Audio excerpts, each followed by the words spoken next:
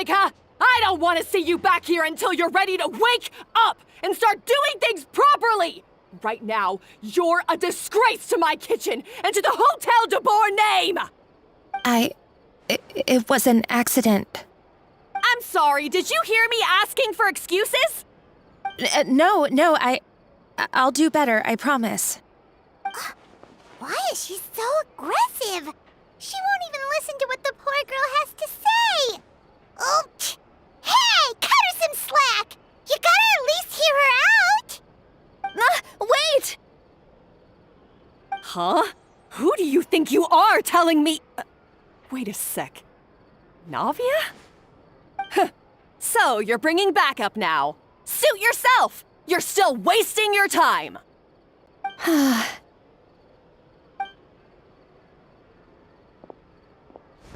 Savannah, is this how you always treat your staff? My staff is right. I'm the one in charge here now. And last time I checked, the Hotel de Boer doesn't take orders from the Spina di Rosula.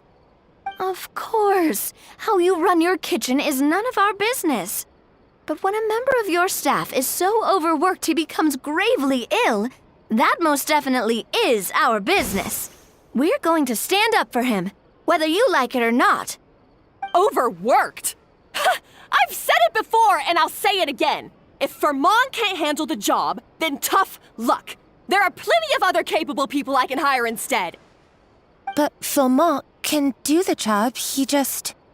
Monica, back inside, now! Huh? But you said I shouldn't come back until... Just do as you're told, and not another word out of you! Come on, we have work to do! Wow, what a horrible person! Sorry. Looks like I've dragged you into some drama again. Her name is Savannah. She's the new head chef at Hotel de Boer. Ever since she took the job, she's been enforcing a brutal work regime and putting a huge amount of pressure on her staff. One guy was so overworked, he collapsed from illness. He's been bedridden for days, and he can barely even talk properly. I'm sorry. It's all my fault. I don't deserve to be a chef. At his family's request, the Spina di Rosula is trying to mediate on his behalf. We're not exactly making a ton of progress, as you saw. Savannah is adamant that Vermont's exhaustion and illness have nothing to do with her or how she's been running her kitchen. She's refusing to have any kind of meaningful dialogue with us. Our next thought was to talk to the other chefs at the restaurant and get a better idea of their working conditions. But with Savannah watching them like a hawk, no one has been willing to open up. And that's why I'm here, doing it the old-fashioned way. Camping out, watching, and waiting for an opportunity. Oh, shoot! It all makes sense now. Sorry. Paimon should have thunk before she spoke. Did Paimon ruin everything? Oh, no, not at all, Paimon. Honestly, the way she was laying into Monica, someone had to step in. I'm sure I would have piped up if you hadn't. And besides, I don't really think I'm built for espionage. Yeah, meaning it's gonna be all the more difficult to get the inside scoop now. Oh, I might as well head back to the Fleuve Cendre then. We'll need to come up with a whole new game plan. Paimon will join you, 'cause this is kinda all Paimon's fault. Guys, it's fine. You don't need to worry about it. That said, if you were planning to visit the Fleuve Cendre anyway, let me take you out for a meal. I'll make sure it's a proper feast. A really famous chef just joined the Spina di Rosula's tavern. Her name is... Sorry to interrupt. I just wanted to apologize for the scene you witnessed just now. We shouldn't subject our customers to that. This is a small token from us. It's some candy from Monica. She asked me to make sure it was delivered into your hands. Monica's the one apologizing? Huh. Clearly Savannah is the one who owes an apology. Our head chef has been a little highly strung lately. Sorry for everything. All right. Since there's candy, Paimon will drop it. Not the candy. Thank you for understanding. We'll make sure to pass your feedback on to Miss Savannah. A little highly strung, huh? Paimon doesn't get it. How did someone like her even become head chef? Well, according to Fermat's family, she hasn't always been like this. But that's a story for another time. Let's try this candy. Oh, Paimon totally gets it. Come on, dig in! Huh? Hold on, there's something written on the wrapper. Find Escoffier.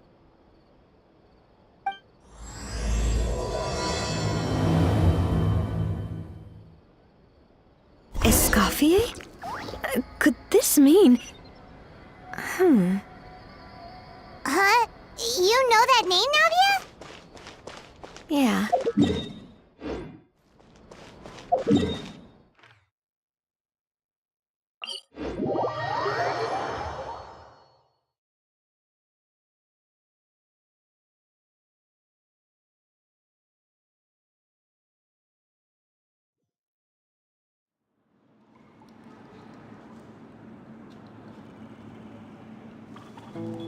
So, who is this Escoffier, anyway?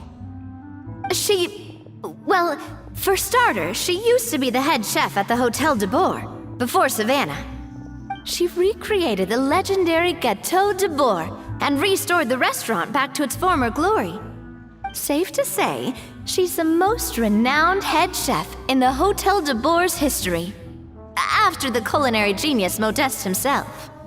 Gâteau de Bourg? That's the super exclusive cake that they only sell a few slices a day, right? Wow. Why the heck would she let Savannah take her place? Well, apparently, the Hotel de Bourg was reported for a safety incident. Someone claims that the kitchen was adding an illegal substance to their menu.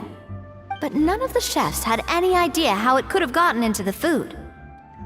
In the end, Escoffier decided that as head chef, she should take responsibility. And she was sent to the Fortress of Meripede. The Fortress of Meripede? Well, you're right. The quantity of the substance they found was fairly minimal. Even the guards believed the whole thing was probably just an accident. Escoffier didn't have to stay in the fortress for long, but still, by the time she returned, the role of head chef had already passed to Savannah. So that's what happened. Paimon still thinks it's really unfair. Even though Escoffier is no longer head chef at the hotel, she's still well respected by the staff. So, I'm guessing what Monica wants is for us to convince Escoffier to try and negotiate with Savannah on the staff's behalf. Oh, Paimon gets it! Monica wants Escoffier to come back and kick Savannah out. It's simple. If the new head chef is stressing everyone out, then the solution is just get the old one back.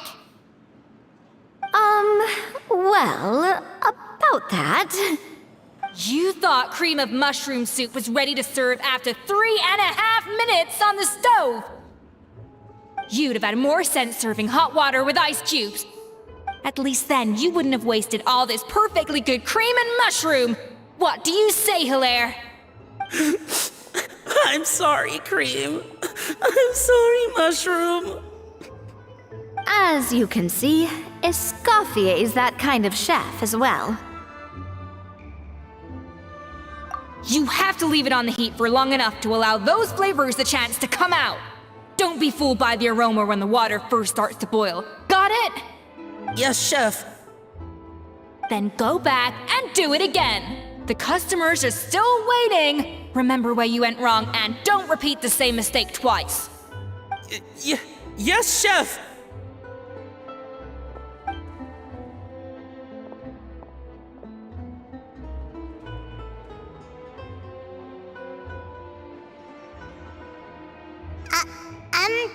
Excuse us, we're... Waiting to be served? Sorry, we're pretty busy. I'm afraid you have to join the line. Oh, no, we're not here to eat. So you're not paying customers? Then I'm afraid the wait will be even longer. It's hard to talk to Escoffier when she's in the zone. Let's take a seat. We can catch up while we wait.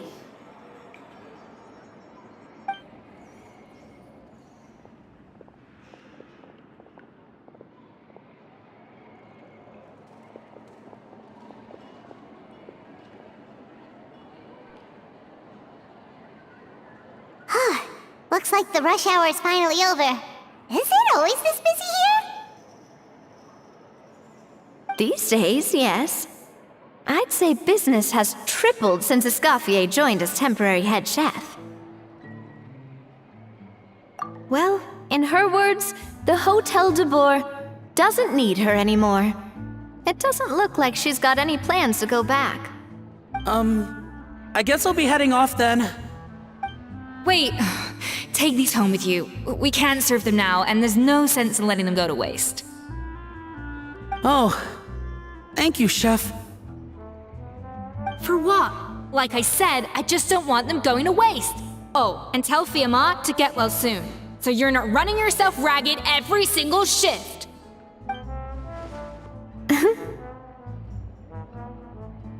Fiamma.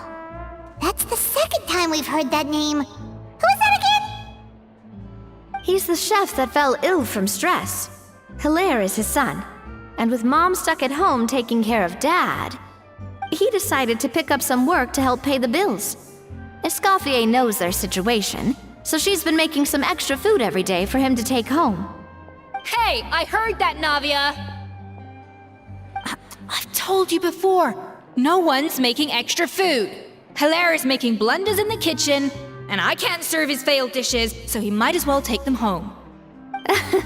Yeah, failed dishes that just so happen to be nutritionally complete every single time.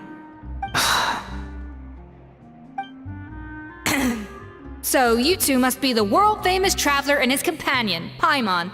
Yes? Is there something I can help you with? Oh, so you know us already. We'll skip the introduction then. We are here to talk about Savannah.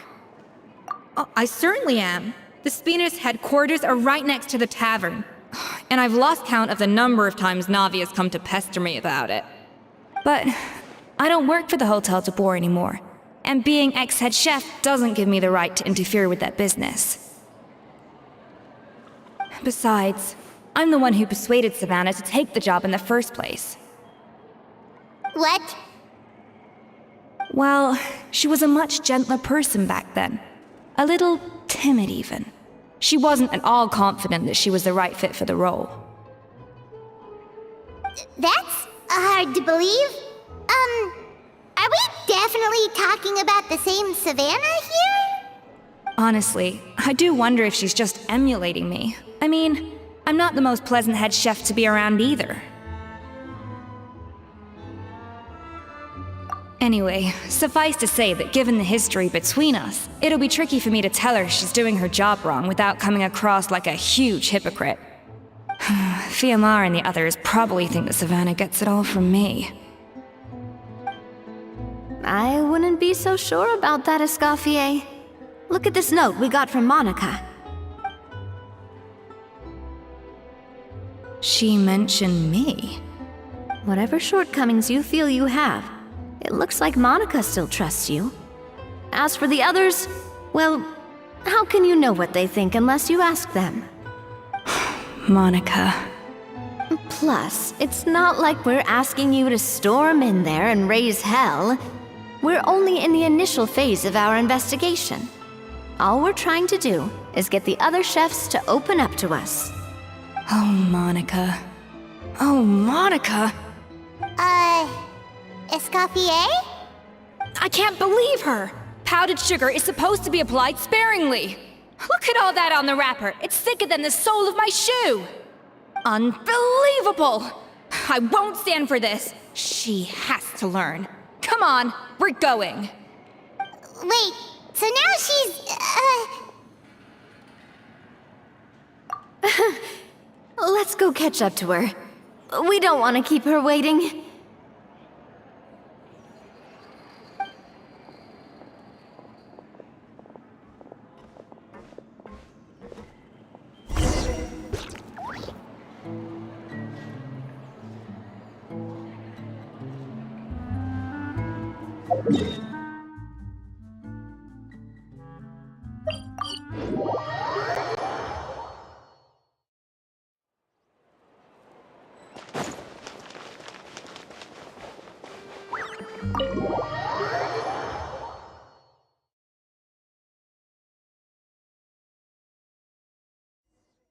Wait, she looks like... Is that Escoffier? Escoffier's back? Yes! I've missed her cooking! I was just saying, Hotel de Bourg is nothing without her. You can't match Escoffier's talent. I'm sorry. I'm so sorry. I'm so annoyed.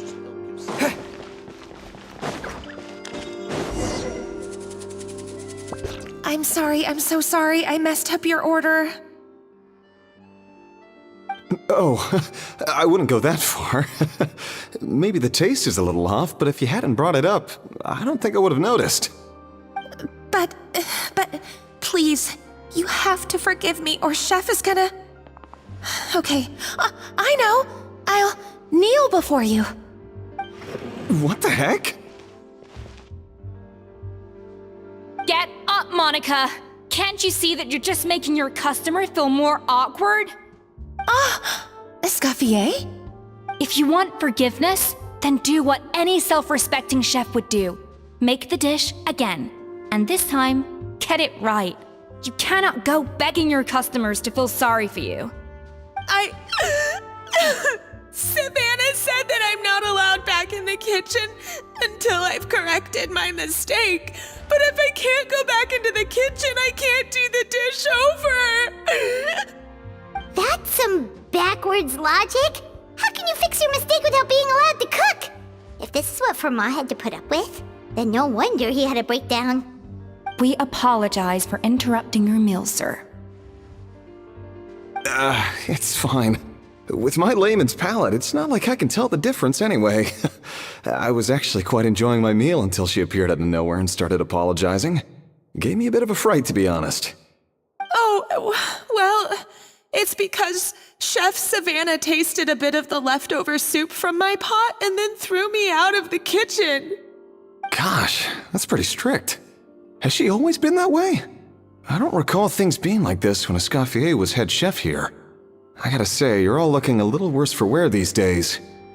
I mean, Escoffier was strict too, but I think the difference is that her criticism was more constructive, so you knew what you did wrong and how to improve, and we all knew that it came from a good place. Chef Escoffier was hard on us because she truly wanted us to reach her level. But these days, whenever we make a mistake, we just get told to wake up, get your head in the game, or just do it again. And it's only gotten worse since word got out that Chef Escoffier had started working again in the Fleuve Cendre. Monica, you don't need to call me chef. I'm not the boss here anymore. Yeah, but through no fault of your own, what happened back then, that wasn't on you, and all of us know that. That banquet was a huge event, and so many staff were involved every step of the way. With so many moving parts, there's no way of knowing how that Lumiline ended up in the food we served. Lumiline? What's that?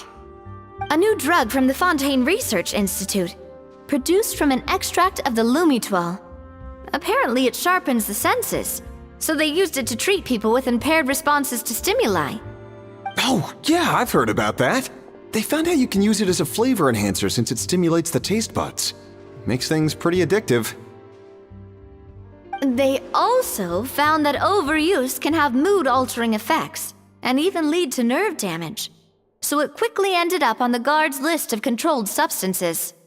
Unfortunately, However, some food products containing the additive had already made it to the market by the time the guards banned it from the restaurant industry. Everyone knows that in all likelihood, someone probably just purchased a batch of contaminated ingredients by mistake. But you took all the blame. We all know why. You just didn't want to see this turn into a place where tensions are constantly running high, because everyone's suspicious of each other all the time. And now look at you, a fry chef in the Fleuve Cendre. What are you trying to say? Sure, the Spina's Tavern is no Hotel de Boer, but come on, it's not that bad, is it? Oh, the Fleuve Cendre, you say? Great. That's where I'm dining from now on. Monica, I'm very happy with my current job. And there's no changing the past. We just have to let bygones be bygones. Besides, at the end of the day, I was the head chef, regardless of whose mistake it was. Ultimately, the responsibility lay with me. If only Savannah was half the boss you were. I'm sorry? Do you have a problem with my conduct as head chef? No, chef. So you do remember who's boss? Escoffier? I thought you'd left this place for good. What are you doing back here? What happened to you, Savannah? Why are you acting like this? When I turned this place over to you, You made me the head chef and gave up your right to tell me how to do my job. You're not the boss here anymore, so stop acting like you own the place. Whoa. Sounds like someone has a chip on her shoulder. Oh, Savannah! My God, have you grown a temper since I last saw you? Have you put even half the amount of energy into improving your cooking skills, or are you still using the Pluie Lotus as an off-brand marcotte, thinking no one can tell the difference? That's none of your business! What happened to not storming in and raising hell? Ho ho! I was not expecting to see something this spicy as soon as Escoffier returned. Huh? Fan-Agem? Aye, miladies. Might I make a humble suggestion? Given that we have ourselves a tête-à-tête between chefs at the Hôtel de Bord, I dare say it would be de rigueur to settle this the traditional way. The traditional way? That can only mean one thing. That's right! I'm talking, of course, about the tradition established by Modeste himself. The cooking contest! According to legend, the founders of Hotel de Boer, Modeste and Savelli, used this method to resolve all of their disputes. Everything from petty arguments over next week's menu to disagreements over the strategic direction of the restaurant. The cooking contest would decide who had the final say. Sounds like they had a lot of free time on their hands. Well, it might sound that way to us. But in fact, the cooking contest played an enormous role in motivating chefs to hone their skills, reaching new heights of excellence in the culinary arts. And indeed, the reintroduction of this institution in recent years has surely been instrumental in transforming the Hôtel de Bord into the top-ranking restaurant in Fontaine. Reintroduction? Someone brought it back? Who? What say you, Escoffier? Surely you of all people won't back down from this challenge. It was you who put the rule in place, after all. Sure, I reinstated it, but I'm not a chef at Hotel de Boer anymore. Isn't this bending the rules a little? I see no issue as long as both sides agree to the terms. We could simply treat it as an exhibition of sorts. Savannah, any objections? Exhibition. No. If we're going to battle it out, let's put it all on the line. If I lose, it's up to you what happens to me. I don't want anything to happen to you. But if you lose, you hand over the Codex de Boer to me. What? The Codex de Boer? Only the legendary handbook written by the original head chef Modeste. It contains all his secret recipes, including Gâteau de Bourg. It's the greatest treasure in Fontaine's culinary world, and only the present and former head chefs of the Hôtel de Bourg have the right to read it.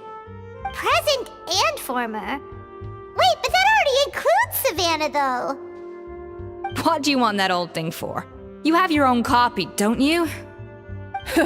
Don't take me for a fool. You know perfectly well what I mean.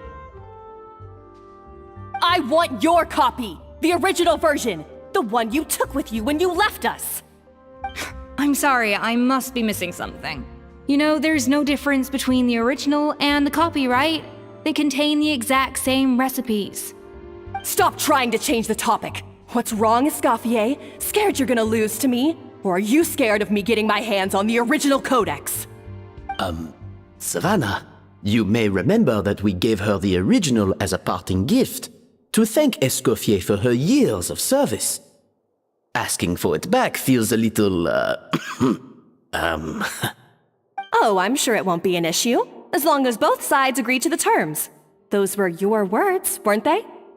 And as for the contest itself, let's make it a bake-off. Gâteau de Bourg, per the recipe in the codex. Well, Escoffier, you against me. Are you in or out? You sound surprisingly confident. All right then, let's see how much you've actually grown.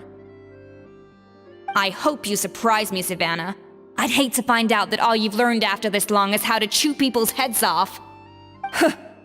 Believe me, I'll show you. Escoffier, are you sure this is a good idea? You accepted her terms a little hastily. Oh, it'll be fine. Let's head back to the Fleuve Cendres so I can get prepping.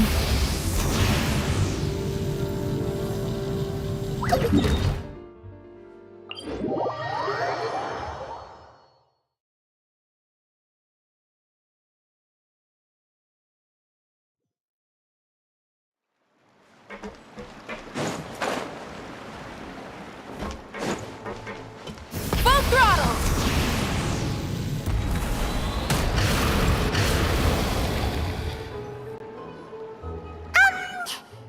So, this whole bake-off thing kind of came out of nowhere. Was it really sensible to just go along with it? Well, I got a sense that she's holding something back. But we chefs always express ourselves in our cooking. So if she won't talk, this might be the best way to find out what's really going on with her. Huh? Holding back? Sure didn't sound that way to Paimon. Escoffier only picked up on it because she's the same way. Always closed off, never letting you know what she really thinks. That's patently false, at least where your macarons are concerned. I've been nothing but truthful with you about the disgraceful amount of sugar you use. Okay, that's one case where you can keep your thoughts to yourself. Oh, that? Well, it's not so much a recipe book as a diary of Modeste's adventures.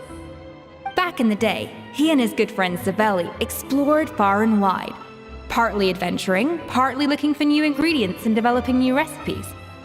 Their creations had an enormous influence on the course of Fontaine cuisine, turning it into a much more vibrant and diverse scene. For instance, legend has it that the original Gâteau de Bourg was made using a special secret ingredient that Modeste discovered on one of his adventures. So rare was the ingredient that they could never make more than 16 slices of the cake per day. But everyone who tried it claimed that it was one of the most blissful and invigorating things they had ever tasted. Modeste and Savelli went on to found the original Hôtel de Bourg, which catapulted them to stardom in Fontaine's culinary world. Especially Modeste. He was hailed as a once-in-a-generation genius, and over time, the recipes from his adventure log became known as the Codex de Bourg. Ah, Paimon's heard this kind of story before. Armed with the Codex, the Hôtel de Bourg took its rightful place as the finest restaurant in the land, serving those recipes for centuries to come. Something like that? What? No, of course not. Cooking is a constantly evolving art form. How could any restaurant survive if they only served food that was popular last century? Anyway, never mind centuries. Sibeli and Modeste parted ways not even 10 years after their rise to fame. Then, Modeste passed away while he was still in his prime. And that was it. The end of the Hotel de Bour's heyday. It fell into decline, and for most of its history, it was just a nondescript place with a couple of cheap tables. It's only in recent decades that it started recovering. Even then, it still took numerous relocations and changes of management before we finally ended up with Vanigem and the restaurant we have today. Oh! So the Codex really isn't all that, then. Paimon figured it was like one of those mystical books they have in Liyue's martial arts novels, where the main character learns all their secret powers from. Yes, well, that's fiction, and this is reality. You can't meet the tastes of modern diners by following some ancient recipes from a dusty old book. Case in point. Even the Gâteau de Bourg they sell now is actually Escoffier's reimagination. Wait, really? Why though? Didn't that recipe make it into the Codex? It did, but like I said, it's the dusty old book now, and the records aren't as legible as they once were. Not to mention that there's no way of finding the secret ingredient Modeste wrote about. So, reimagination is right. I consulted some historical records and took what I could from the Codex. But ultimately, the Gâteau de Bourg of today is my own recipe.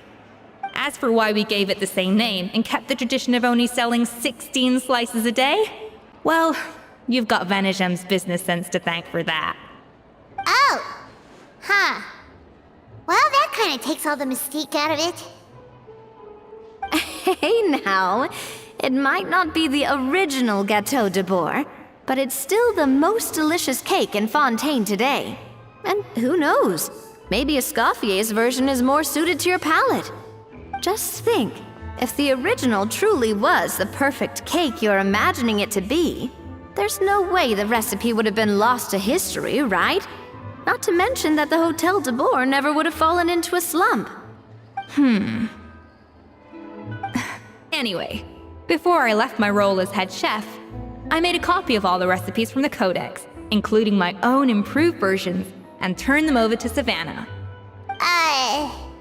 So why is she so interested in the original copy? Could it be a symbolic thing? Like, whoever holds the original Codex de Bourg is the true head chef? Well, it was clearly precious enough to give to Escoffier as a parting gift. Meanwhile, Savannah only got a copy. Maybe from her point of view, it's like management doesn't truly see her as being worthy of the role. You think so? The only thing is, it was her suggestion to gift me the original in the first place. Well, a joint decision by her and Vanigem. But still. What? Huh.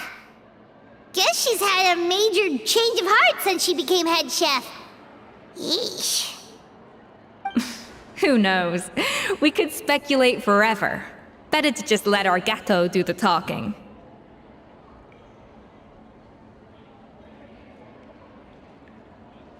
It means besting her in this bake-off, and then getting her to explain herself, even if I have to beat it out of her with a spatula. However much she's changed since we worked together, I believe that she still has her chef's pride.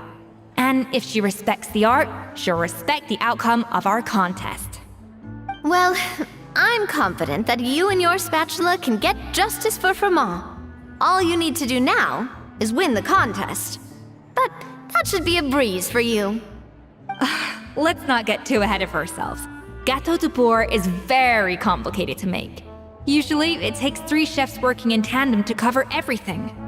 Now, if I had to push it, I could probably do the work of 3 chefs myself. But I'd prefer to play it safe if I can find a couple of assistants in time. Well, that's easy.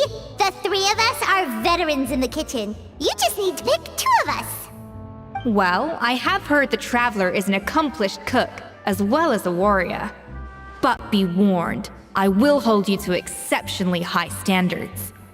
Think you're up to the task? Oh, count me in too. I've spent weeks perfecting my macarons after your scathing review. even if it means competing against the Traveler, so be it. I'll show you what I'm made of. Confident. I like it. Alright, let's start with some elementary mise en place. Show me your knife skills. I've always called it chopping stuff up, not mise en place. But it's basically the same thing, right? Oh, Navia. Looks like you found that easier than I expected. Yeah, thankfully it was pretty straightforward in the end. You made it sound like we'd be carving statues out of fruits or something.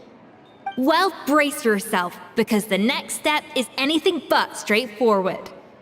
I'll be using this cold press to extract flavor compounds from the ingredients. A kind of special food processor I got the Fontaine Research Institute to make for me. It uses cold temperature extraction to isolate the essence of cooking ingredients, which can then be used to flavor dishes more precisely. But this isn't exactly standard kitchen equipment, so that probably didn't make a whole lot of sense. Let me give you a demonstration instead.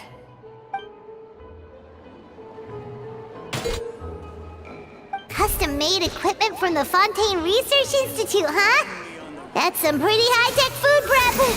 Carmen's never used anything this weird before. Cool! The device isn't cold enough yet.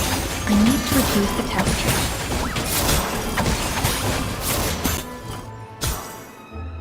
And done! These are the flavor compounds extracted from our ingredients. I processed all the fruit you chopped up earlier. Wow! Even the smell is so much more concentrated. What next? Do we add all this stuff in? Absolutely not! Throwing everything in at once will ruin the balance of flavors. We have to go slowly and carefully to calibrate the exact flavor we want. I'll demonstrate again. Now, watch closely.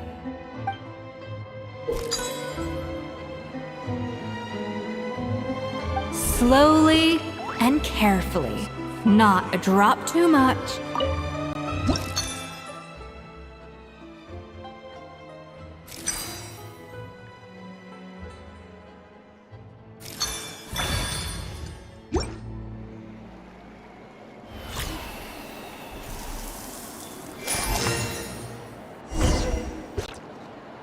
And voila! Now it's your turn.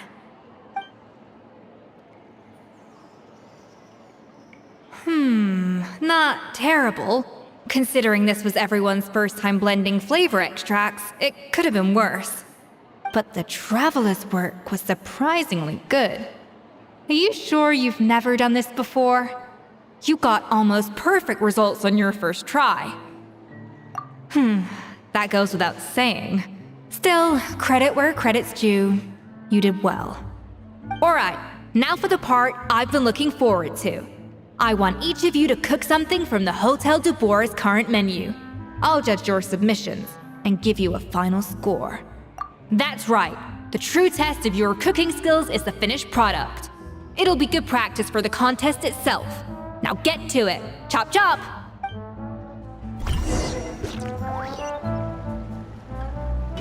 How's it going? Have you picked a dish yet?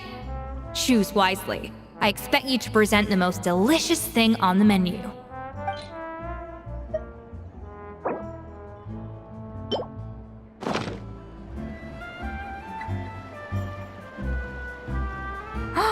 Look at that! With the grace of a snow-winged goose, as I like to say. Now, let the grating commence.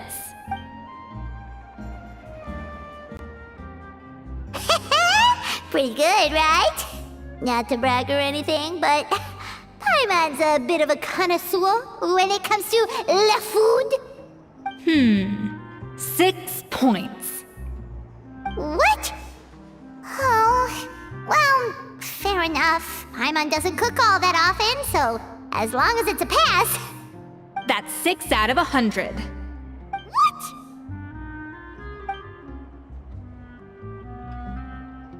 You say you're a connoisseur, but it's quite clear from this dish that you have far more experience consuming food than creating it. By that logic, I suppose you think listening to Lady Farina on repeat every day would make you an opera singer. Aww. Me next, me next. I'll have you know that this batch of macarons has 2 whole tablespoons less sugar than my previous ones. So you went from 12 tablespoons to 10? Well, it's nice to know you actually measured it out. Because it tastes like you just threw in whatever was left in the jar. 6 points. Aw. Now to the final dish. So, what do you think? This is our last hope. 8 points. Darn, that's barely higher than what we got. Not exactly. The color is spot on. Beautiful aroma. Excellent presentation. I have to give this one 8 points out of 10. Maybe even 9 points. Huh? How did you pull that off? Don't get me wrong. There's room for improvement. But still, this is clearly the work of an accomplished chef. I can tell that you've put many hours of work into honing your skills in the kitchen. I can really taste the grace of the snow-winged goose in this dish. The traveler's journey, with all its trials, tribulations, and setbacks. Not to mention the frustrations of having a picky eater for a partner. Hey, you made that last part up! No way did you taste that! Well, it looks like I lost fair and square. I guess you'll be taking the Traveler as one of your assistants then? But if it takes 3 chefs, that still leaves 1 slot remaining. Maybe Paimon and Navia should keep practicing and see how it goes? Chef Escoffier. Oh, it's Hilaire! What brings you here? I heard the news about the cooking contest. You're doing Gâteau de Bois, right? I was just wondering if you needed any help. And you think you're up to the task, do you? Oh, no, I know I'm not there yet.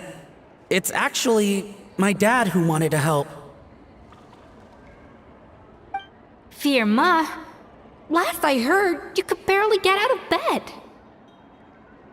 Chef Escoffier, Navia, Traveler, thank you all so much for everything you're doing for me and my family. I've had enough of sitting around at home while you run yourselves ragged. If you let me, I'd like to help you win this cooking contest. Yeah, I was gonna say the same thing. Don't you worry. I'll be fine. I'm feeling much better now. I'm sorry. I know I've been rather useless these past few days, but not anymore. The fact is, I'm a fine chef, despite recent events. I've proven myself in the Hotel de Bois kitchen, so if anyone's qualified to work under Chef Escoffier, it's me. I think.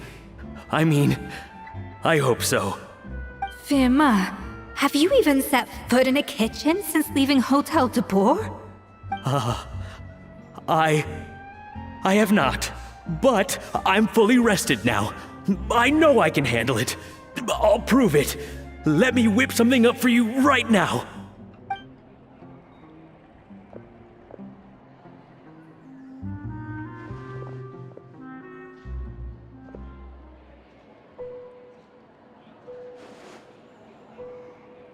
Huh?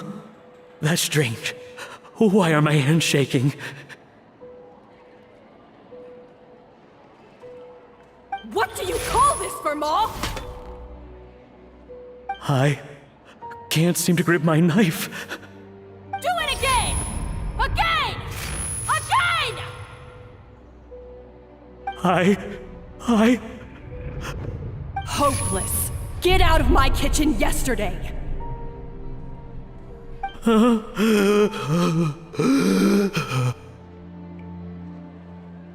Dad, what's wrong? I don't understand. I was feeling so much better, and then Will I never be able to work in a kitchen again? Dad, talk to me. What happened? I I think the real issue here is not physical exhaustion, but psychological trauma. Monica, when did you get here? Probably because you were all concentrating so hard on your cooking. I didn't want to interrupt your flow. But anyway, Fremont, I'm so sorry. If only I'd known how serious your situation was, I would have stood up for you sooner. You have nothing to apologize for, Monica. During those long nights of redoing every order, you were the only person who looked out for me. Oh, come on. All I did was make you some tea. I doubt it was much help. Savannah was so ruthless toward you. I probably should have brought you something stronger. She sounds like the worst. All right, another Savannah horror story. Let's hear it. She's been getting harsher and harsher on us ever since she heard about Escoffier's new role in the Fleuve Cendre. Seems like no matter what we make, she'll find something wrong with it. What is this? It looks like a dog's been at it! In the trash now! Then she orders us to redo the dish again and again, but we never know what's going to make her happy. Do it again, do it again, do it again! Every time you remake it, you just get another earful from her. Either straighten yourself out, or get out of my kitchen! So now, it seems like just picking up a kitchen utensil gives me flashbacks of her yelling at me. Oh man, that must be awful. The more I want to get it perfect, the more my hands shake, and the more scared I am of making another mistake. How can you give up so easily, Fiamma? You weren't a quitter when you were working for me. And even under Savannah, you talk about working late into the night trying to perfect your dishes. That says to me that you still hadn't lost that determination to prove yourself. What changed? I don't know what's come over me. When I think back, I just remember feeling like my heart and my hands were growing heavier and heavier as the shift went on. Each time I had to redo a dish, my heart sank a little further. Maybe Savannah was right. Maybe I am just hopeless at this. Dad. I see. Well, it sounds like there are some deep issues at work here. Ones that won't be resolved by merely seeking compensation. I will win this contest, and after that, I encourage you to approach Savannah and talk this out. But what if you can't find another assistant in time? Clearly, I'm in no state to help out. You think being one person short will ruin my chances? Let's not forget, I taught you and her everything you know. Even if I had to go it alone, I would present the perfect gâteau. Oh, well, Paimon and Nadia will still keep practicing, just in case. And so will I. Yeah! And if worse comes to worse, we can always get the Spina di Rosula to put out an emergency call for chefs. There's gotta be someone out there, right? Actually, I thought maybe I could help. That's sort of why I'm here. What? Why didn't you say so? I was going to, but then... well, this is the first chance I got. You do this for us? Thank you so much, Monica. All right, fine by me. But aren't you still working for Savannah? Joining the other side seems like a guaranteed way to put your future employment in jeopardy. I know, but it's all right. I've made up my mind. With the way things are, I can't keep working for Savannah much longer anyway. Unless I want to become the next Firma. I'm done with sucking it up. It's time to try and turn things around. If this cooking contest can get Savannah to see the error of her ways, then I'm sure she'll forgive me for this. Well, Paimon didn't think we'd be poaching from Savannah's staff to get our third person, but there you go. Anyway, Monica's a professional chef, so nothing could possibly go wrong now. Great! Then it's settled. And to congratulate you all on making the team, I propose a Spina-sponsored meal to celebrate. Spina sponsored?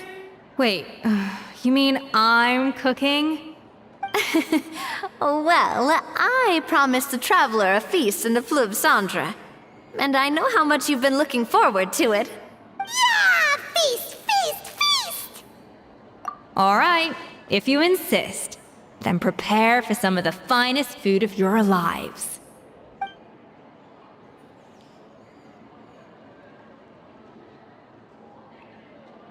That's not a bad idea, actually. Wait, hold on. You need to finesse that further.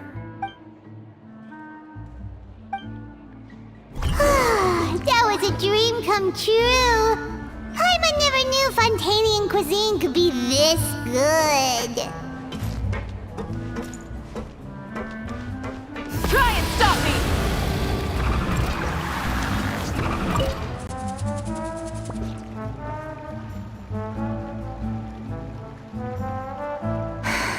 Why, Savannah? Why? Oh, nothing. I was just flicking through the original Codex de Boer. I wanted to see if there was anything I'm missing. Something I hadn't noticed before. That might explain why Savannah's so desperate to get her hands on it. But I can't find anything. It's just some hastily scribbled recipes in between diary entries from Modeste's adventuring phase. And most of it's not even legible anymore. The copy I gave her not only has all the recipes in full, but even includes my own private tips and notes from years of experience. Surely that's infinitely more useful than this old thing. Yeah, maybe. Still, it's just hard for me to imagine that the Savannah I knew would go to all this effort just to make a point. We were. At least I always thought we were. She was a little shy, but meticulous with everything and everyone she dealt with. She made a few mistakes here and there, but she was quick to correct them whenever they were pointed out. And she was always striving to improve as a chef. Those qualities are why I recommended her to replace me as head chef. I never imagined for 1 second that she'd cause Fiamma and the other staff so much grief.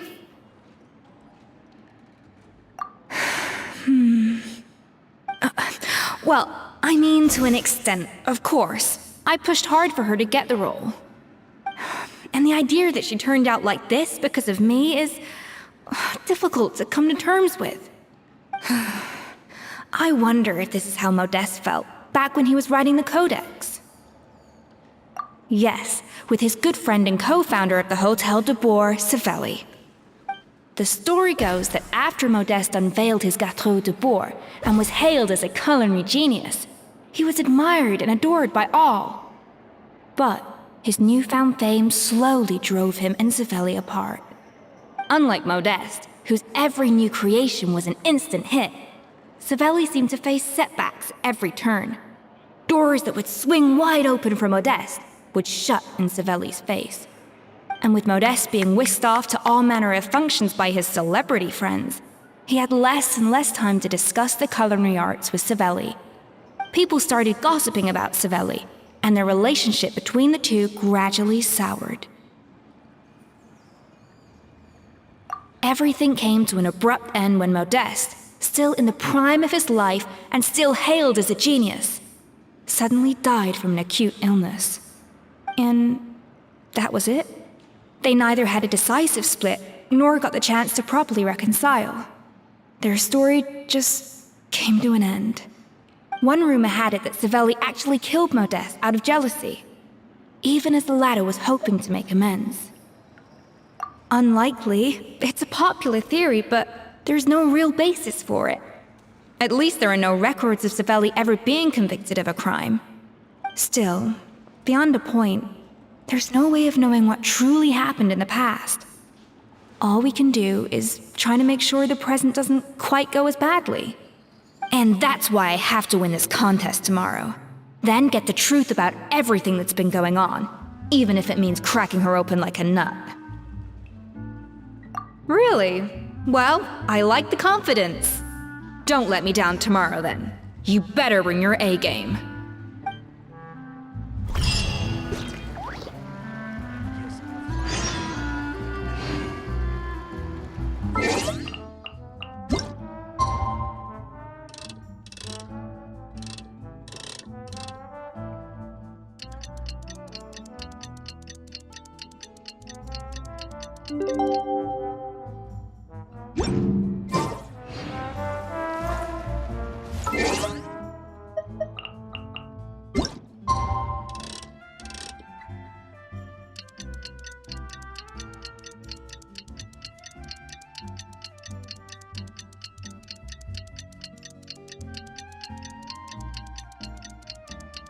It's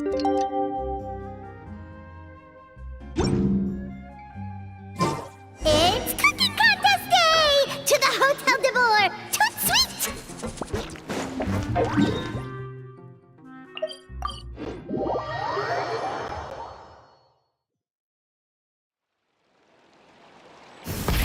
Rev the engines!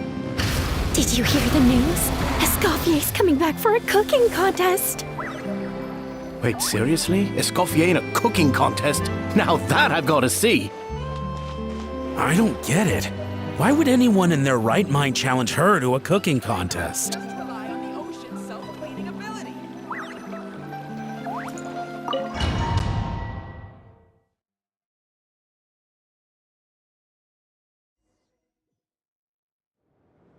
Mesdames et messieurs, welcome one and all to the Hotel de Boer and to this most exciting of cooking contests!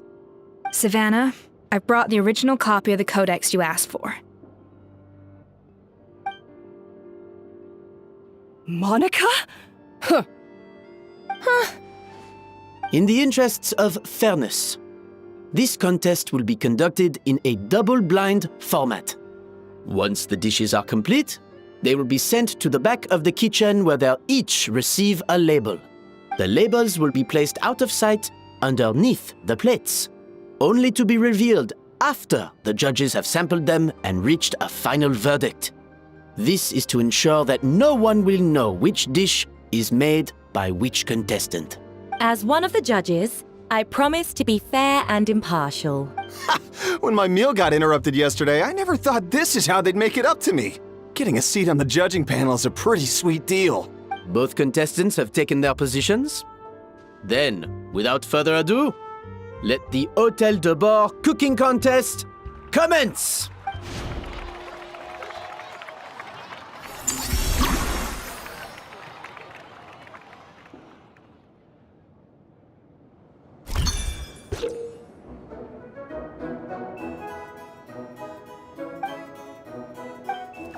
Monica, even the best chef in the world can't flavor their food without prepping the flavoring, right?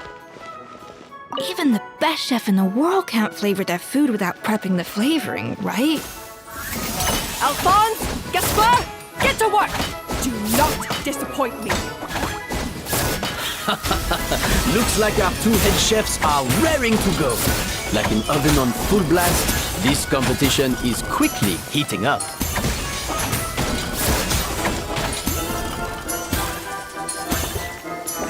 That should be enough flavoring. Now hurry up and balance the flavors.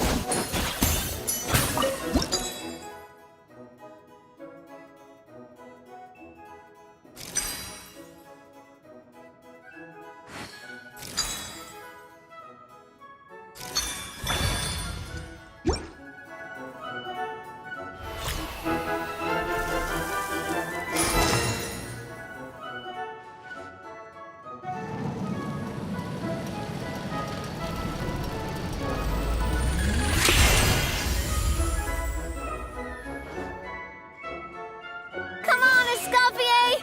Come on, traveler!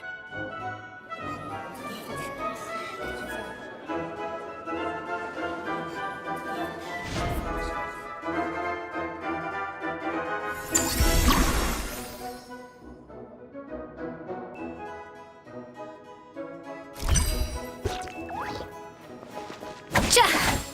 Cha! Gra! Yeah! Ha! Yeah!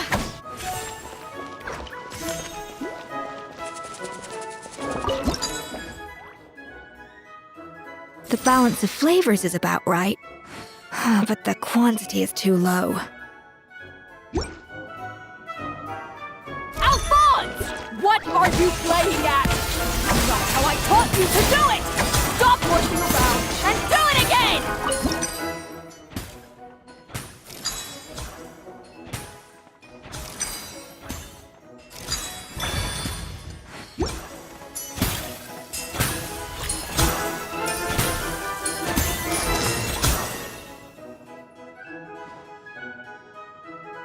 So, what do you think?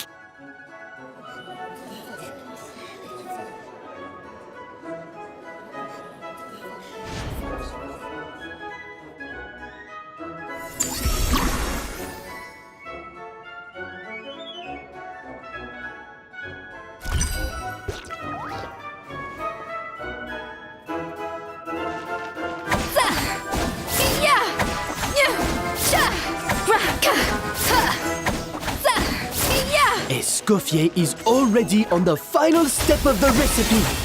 Let's check on Savannah's progress.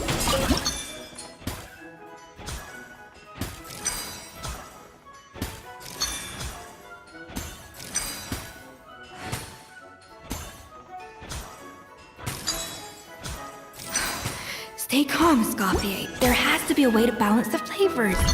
Just think. I think this flavor profile is still a little bit off.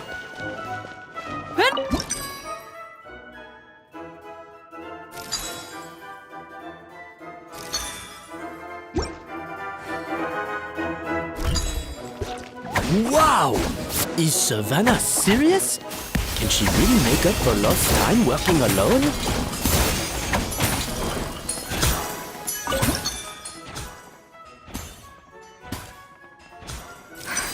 What are you doing, Escoffier? Your team's waiting on you.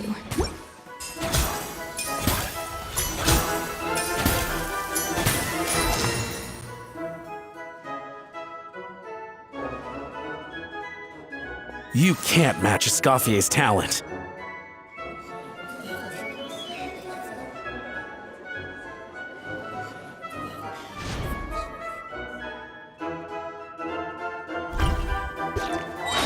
I present to you Gâteau de Bourg.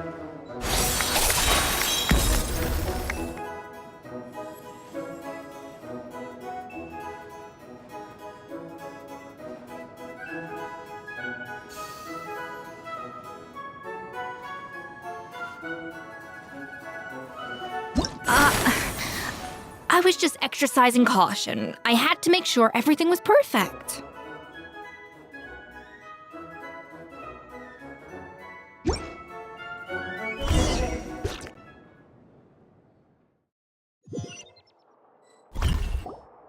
Time's up! Contestants, please take your dishes to the back.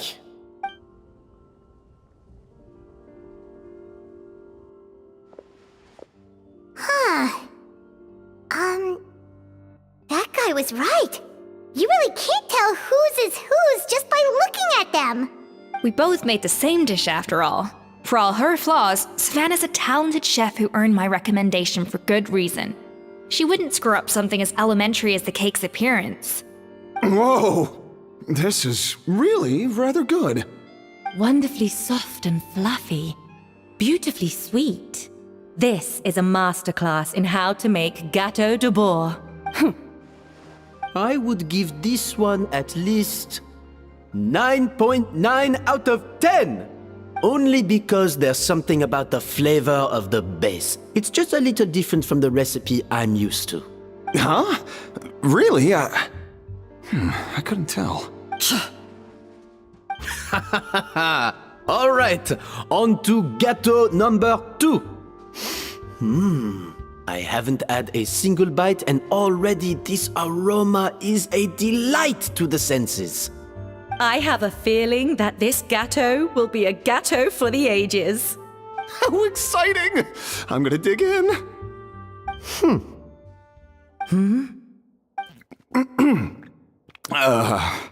I think maybe someone got a little carried away when they were adding the sugar. Not just the sugar, it's the flavors too. This is all over the place. Who made this? It appears the decision is unanimous. This gâteau is far below the standard we would expect. And Paimon thought this might actually be close. Turns out she can't bake to save her life. Something's not right here. Savannah may not be perfect, but no way is she this sloppy. I can now declare that the creator of the first gâteau has won this cooking contest. Now, all that remains is to turn the plate over and reveal the chef's name underneath. What? It's Savannah? No! That's impossible! Hey, Savannah! You cheated, didn't you? You cheater! What did you do? Oh, you swapped the plates, didn't you? Well, someone's a sore loser. These cakes went from the oven to the judge's table without me ever laying a finger on them. and everyone here can attest to that. It was Vanejem's staff who labeled them in the kitchen. If you're looking to accuse someone, why don't you start with them? Isn't it more likely that Escoffier's lost her edge? Oh, or maybe her assistants let the team down. You take that back! Judges, we demand a rematch. That's enough! What's done is done. As head chef, or rather as team lead, I take responsibility for the dish I served. Whatever went wrong and however it happened, I should have spotted it. Savannah, I didn't think you'd stoop this low just to beat me in a bake-off. What happened to your chef's pride? I don't know what you're talking about. If you want the Codex de Boer that much, you can have it. Escoffier, no! But you must promise me that you'll apologize to Firma and compensate him for everything you put him through. It's a little late to be negotiating terms. The contest is over and I won. That means you owe me the Codex, and I owe you nothing. Look, Savannah, you may have fooled everyone else, but can you really fool yourself? What I'm offering is to accept defeat without looking to expose what you've done. But only on the condition that you promise to stop putting so much pressure on your staff. Fine. I'll treat this as your final handover of duties from one head chef to the next. So, will that be all, ex-head chef? Or is there any other unfinished business you'd like to leave in my hands? I didn't mean that to be a scolding from your former boss, just a word of advice from a fellow chef and a friend. But I don't know if you're even open to input from other people anymore. I know what I'm doing. I don't need your advice. All right, fine. I'm glad to hear it.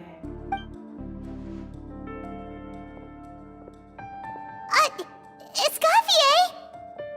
The Codex de Boer! Finally. Now, at long last, I will succeed. Escoffier? How could you let her get away with this? Yeah! The Codex is a souvenir of your time here! Doesn't that mean anything to you? It's all right. It was just a bake-off, not the end of the world. Besides, it's not all bad. She agreed to compensate Firma.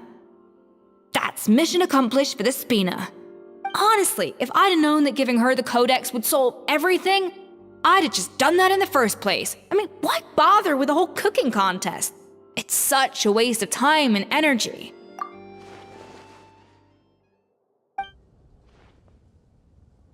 No. No! This doesn't make any sense! Huh? That's it? No secrets, no nothing? I don't believe it! This can't be happening. Oh, Chef Savannah! Savannah?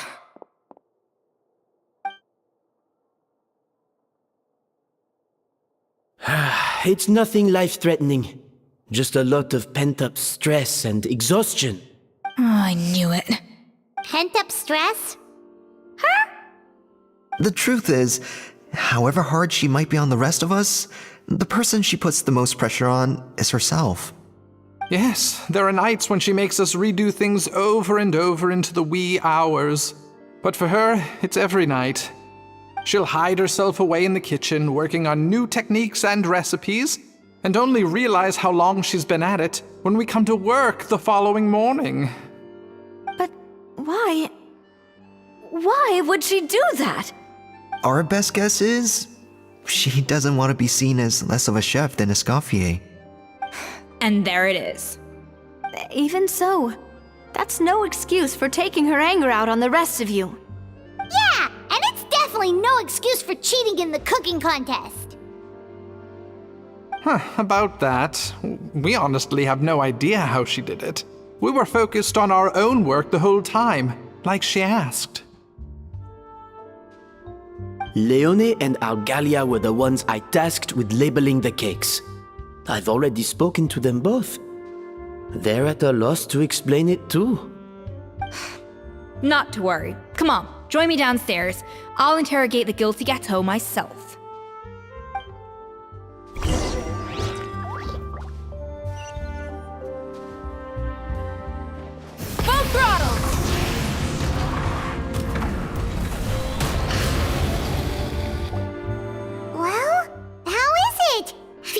what it was? Oh, this is aggravated assault on my palate. I'd rather eat wet cement than this. Is it really that bad? I made sure the taste tested before it was served. Oh, relax. This isn't your cake. Savannah never switched the plates. The offending flavors are coming from in between the icing and the cake base, which means someone tampered with it while it was being made. Or in other words, we have a traitor in our midst. I'm sorry. I was forced into it. It was Chef Savannah. She said if I didn't cooperate, she would... Calm down, Monica. I've already accepted defeat. And if I wanted retribution, I would have brought this up when the results were announced. Whatever's going on with you, just spill the beans. There's no need to hide it. I was the one who caused the food safety incident that one time. Food safety? Wait, you mean the Lumaline incident? So you procured the contaminated ingredients? I think so. Savannah and I were on procurement that day. I didn't check everything as well as I should have, and so I let contaminated ingredients make it into the kitchen. But I swear I didn't do it on purpose. I had no idea there was an issue with them, and I didn't know it would end up with Escoffier going to jail. But the last thing I expected was for Savannah to use it as leverage to blackmail me with... This is crazy! So Savannah pressured you into sabotaging Escoffier's cake by threatening to expose your secret if you didn't? I know, it's terrible. I'm so sorry. I was so scared. The thought of Chef Escoffier finding out that I put her in jail, it made me freeze up with fear. I thought Escoffier would hate my guts if she ever found out, and yet somehow that's ended up in me doing something even worse.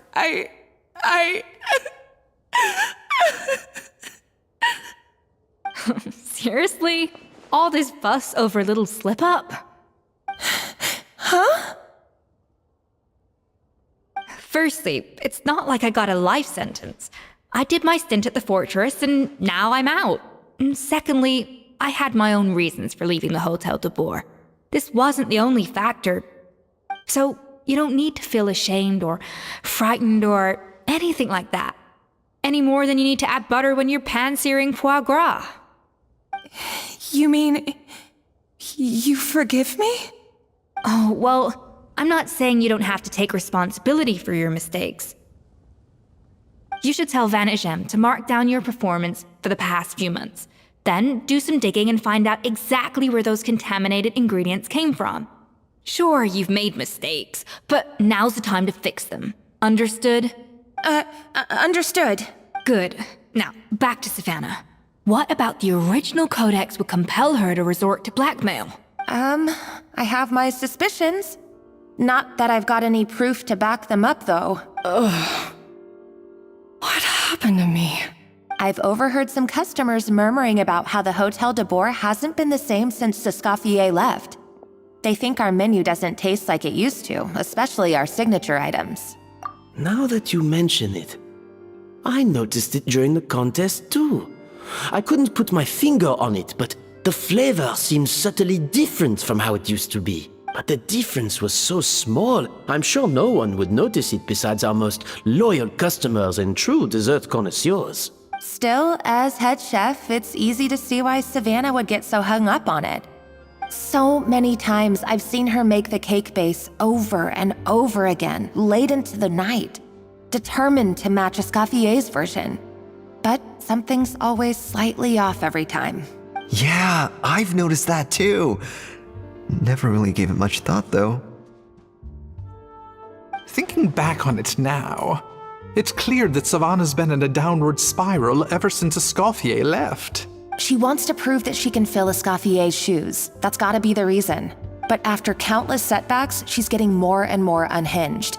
And at some point along the way, she switched from doubting herself to doubting Escoffier. Doubting Escoffier? For what? Yeah, It would explain why she was bent on getting the original at any cost. She must have thought Escoffier purposely omitted key details from her recipes when she copied them out. Also, she could retain her place as the #1 chef in Fontaine, the only one privy to all the secrets of the trade. Oh, for goodness sake. What a stupid idea. Of course. Then she finally got the codex only to discover that the secret recipes she's been pining for don't exist at all. Seeing how utterly wrong she was must have been a real shock to the system. It probably brought up everything at once. It overwhelmed her, and she passed out. There's still one thing that doesn't make sense, though. If Savannah had the real recipe all along, how come it tasted different? She might not be on the same level as Escoffier, but surely after like 50 attempts, she'd get it right one of those times. You'd think so, but geniuses like Escoffier are in a league of their own.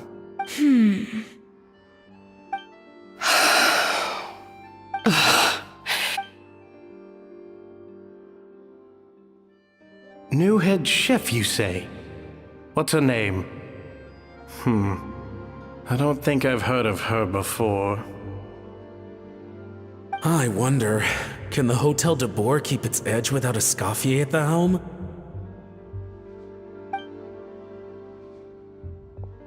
This tastes different from last time. Is it undercooked or something?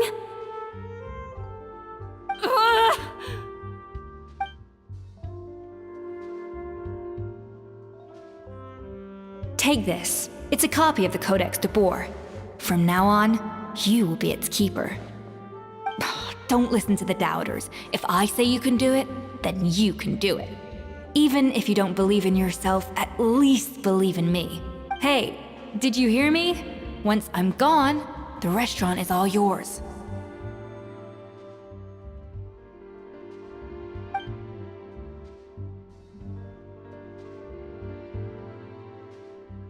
All this time, I've been blaming other people, but maybe I'm the problem.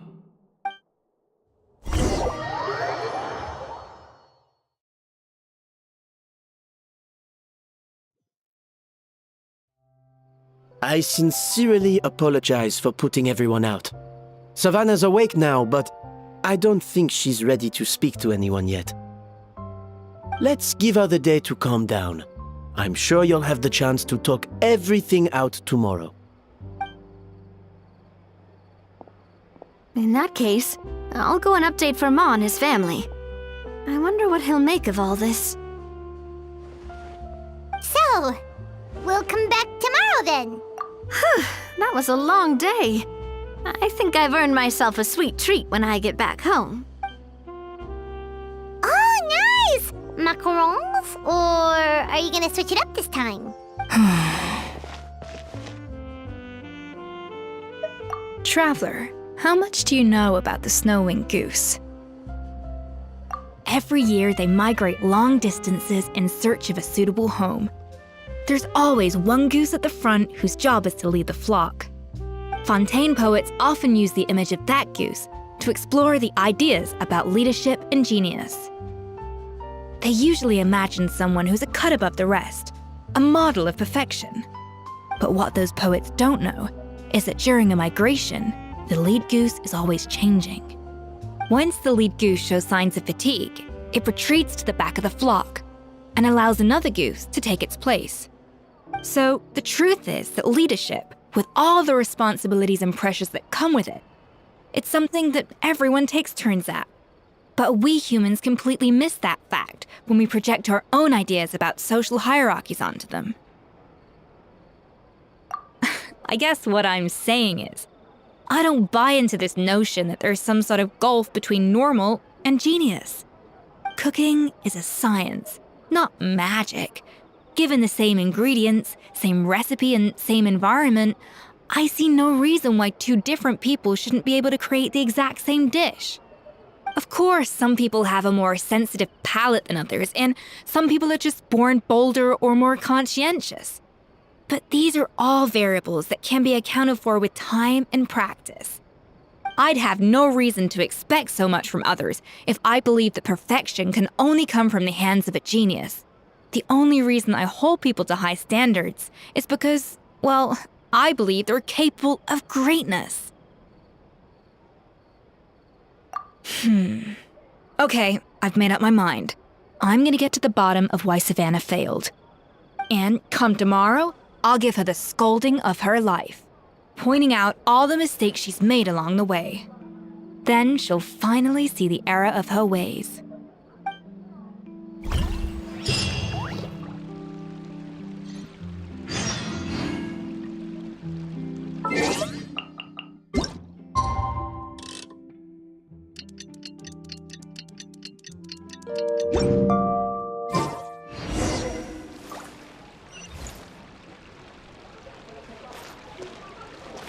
Try and stop me!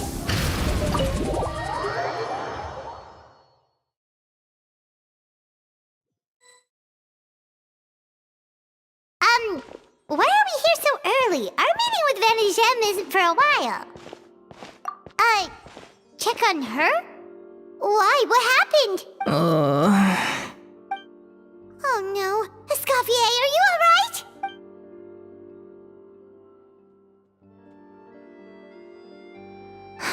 I'm fine. Just need to get some more coffee in me. Huh? What happened to my coffee? Did I really drink it all? Alright. Thanks. I appreciate it. Well, there's cooking facilities here. Or we could just grab a cup of coffee from Cafe Lutece, but either way, hurry!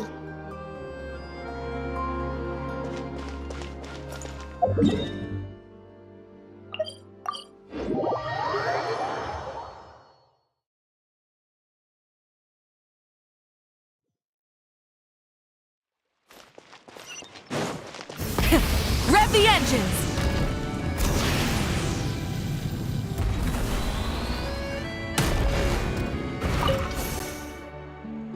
Hello! What can I get for you? Sure thing. We're here to go. Huh? Oh, I see. First cup of the season. Yeah, I get it. Young people these days do love their little surprises.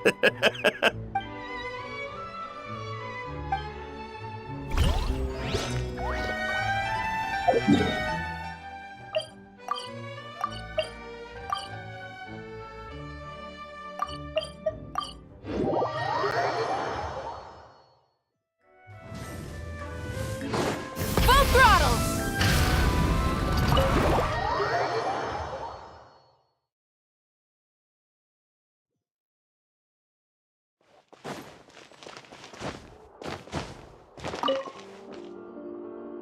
Coffee. Need coffee.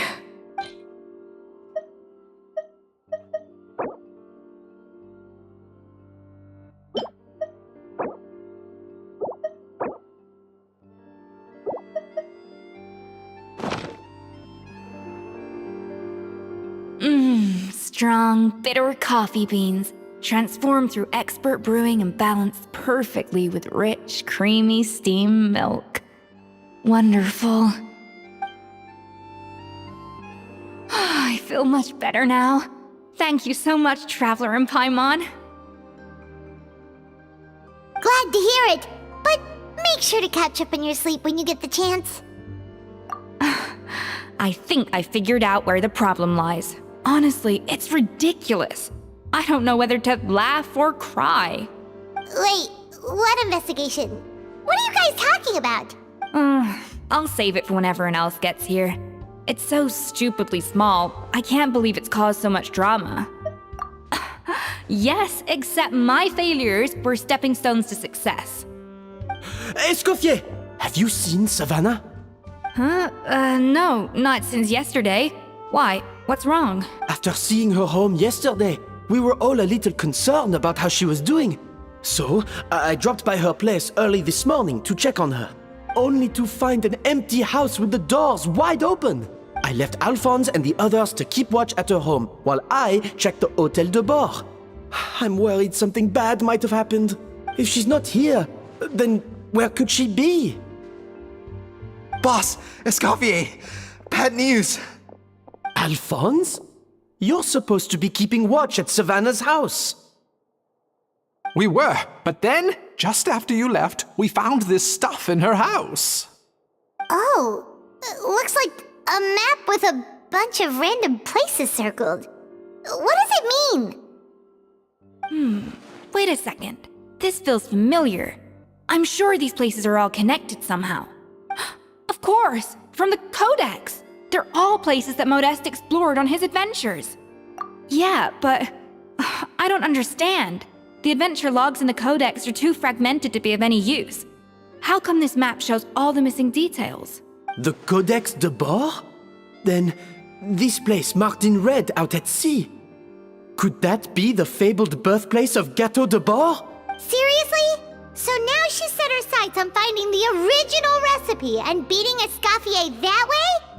Geez, Savannah. Anything to overcome a gâteau plateau, huh? Ugh, idiot! Does she have a death wish? Those ruins are thousands of years old. Hold on, there's more. Besides the map, we also found these letters. It was you.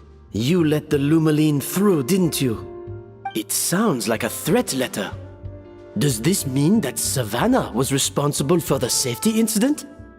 And not Monica after all? Retrieve the Codex by any means necessary.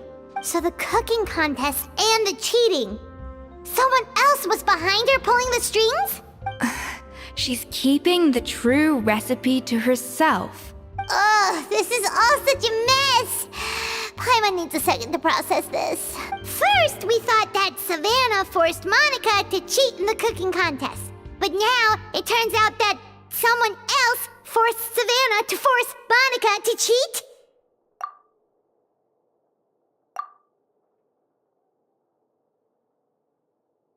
You're finally here. Of course. I should have put two and two together as soon as I read your threat letter. The food safety incident.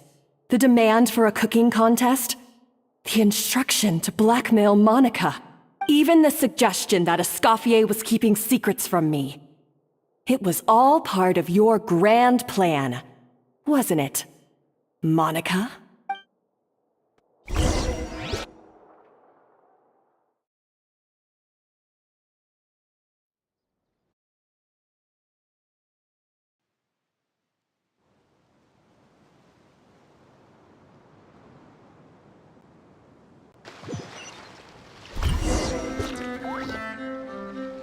We should be getting close to the spot marked on the map. Of all the stupid things she's done, this really takes the cake. The moment we find her, I'm gonna curse the living daylights out of her.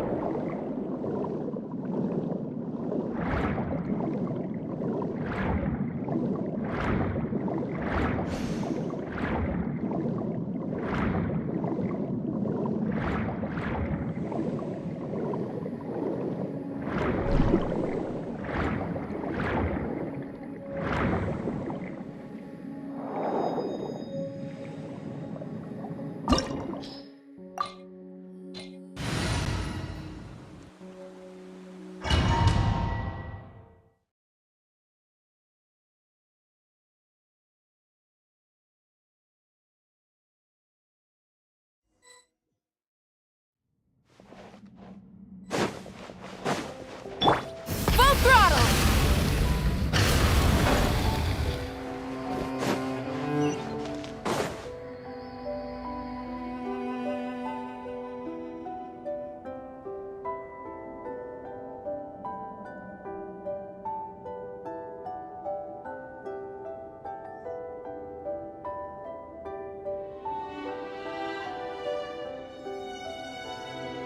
Whoa, this place looks like an underwater restaurant, doesn't it? Suddenly, the idea of an adventure chef finding secret ingredients makes a whole lot more sense.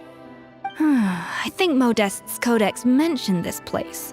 A public bath from the time of Remoria. So yeah, definitely the kind of place that would have served food and drinks. Huh? Some blubber beasts have come to join the party? How did they get here?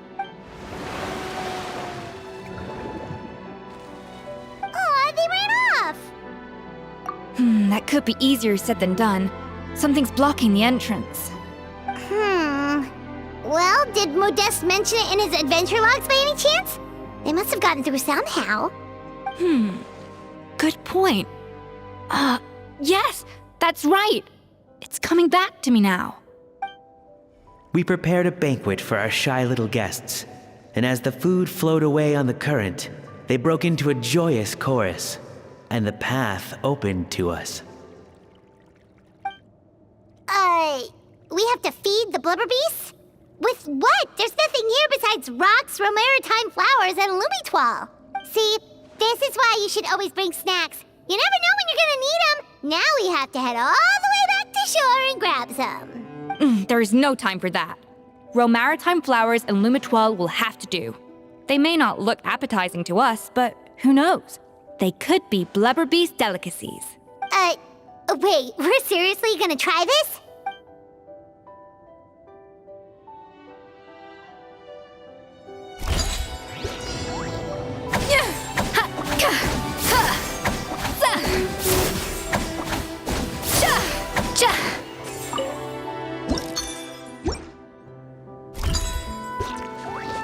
A dash of frosting!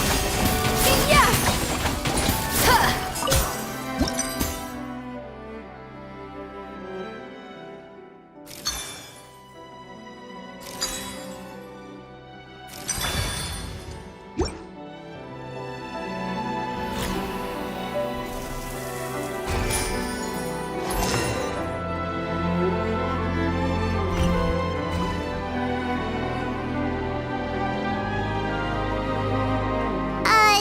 Blubber beasts or not, are we sure this stuff is edible? Trust me, they'll love it. Oh, good question. If we try to put them in the pool, we'll probably just scare them off again, and who knows how long they'll be gone. Yes, we can't afford to wait for them to double back. What was it that Modeste said again? Something about the food flowing away on the current.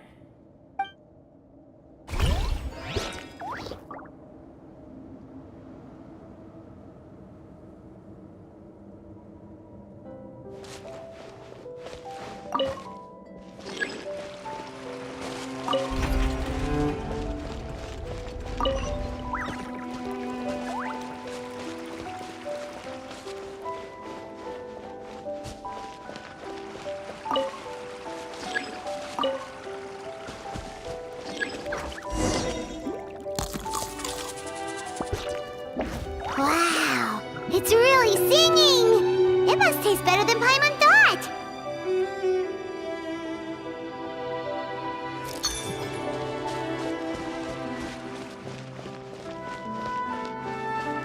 Yeah!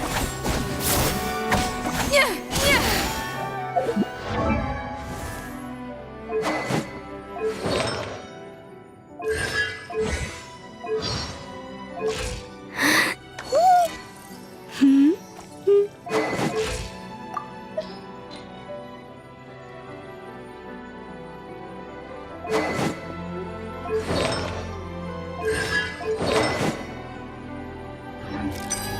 The tracks turned back again.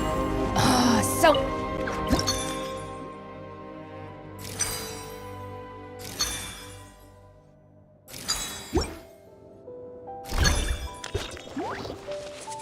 Ha! A little amuse-bouche! Yeah! Yeah!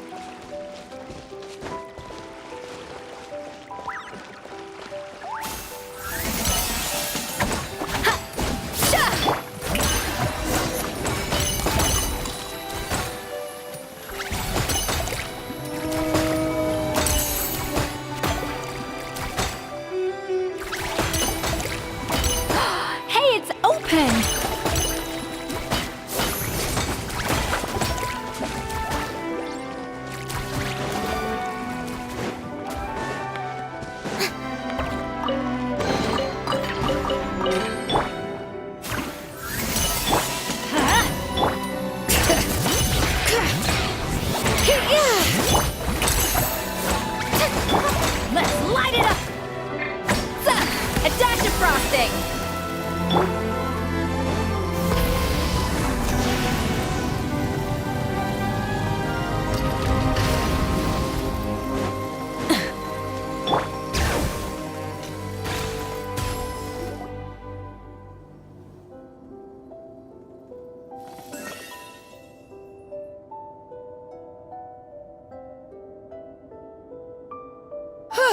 Hey, give me your water. Here. I said your water, the one you just drank out of? Sure.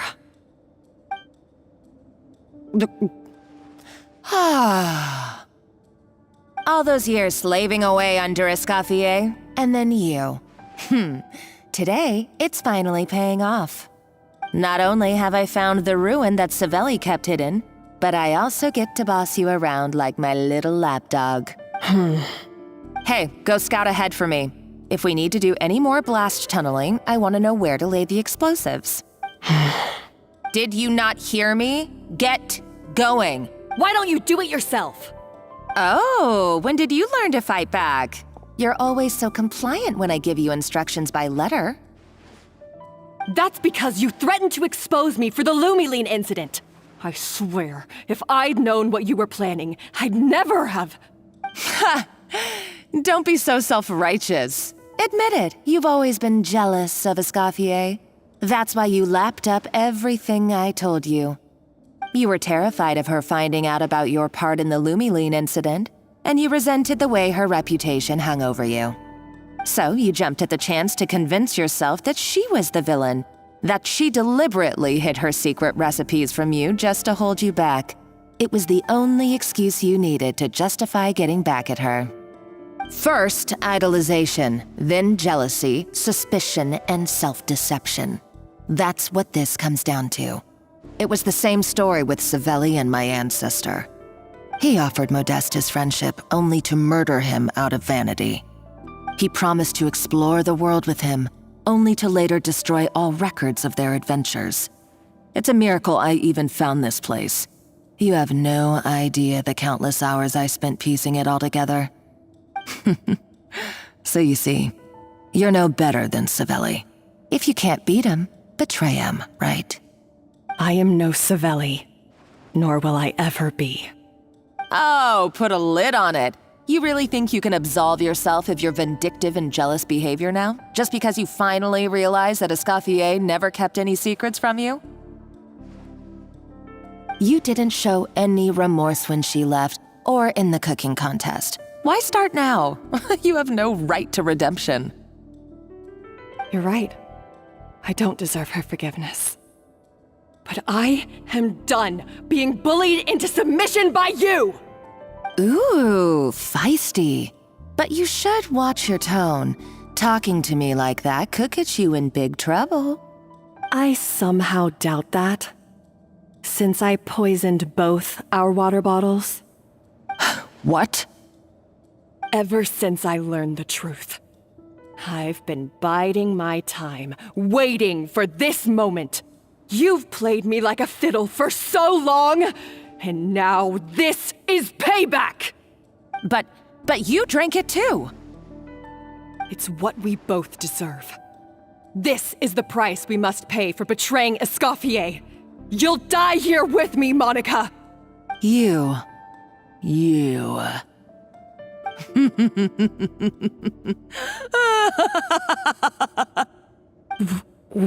What's so funny? Oh, you're too much. I thought I'd play along for a bit just to amuse myself. You gave a very rousing performance.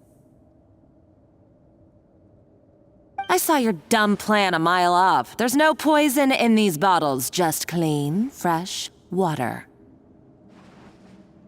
No. Revenge is a dish best served cold, you know? Did you really think your half-baked plot would fool me? You're a lousy chef, and you make a lousy villain, too. A complete waste of space. No wonder you never amounted to anything. Everything I ever did was a failure. And now, I failed again. For the last time. Hey, why don't you try your hand at being a comedian in your next life? You got a good laugh out of me. But now the show's over. You should have just done like I asked, Savannah. All I wanted you to do was scout the ruins for me.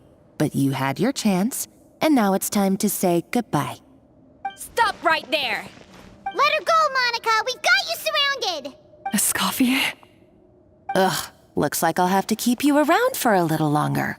You can't! Stay back if you want her alive! Escoffier and the Traveler. I can't take you both on in combat, but if you so much as flinch, I can end Savannah's life in a heartbeat.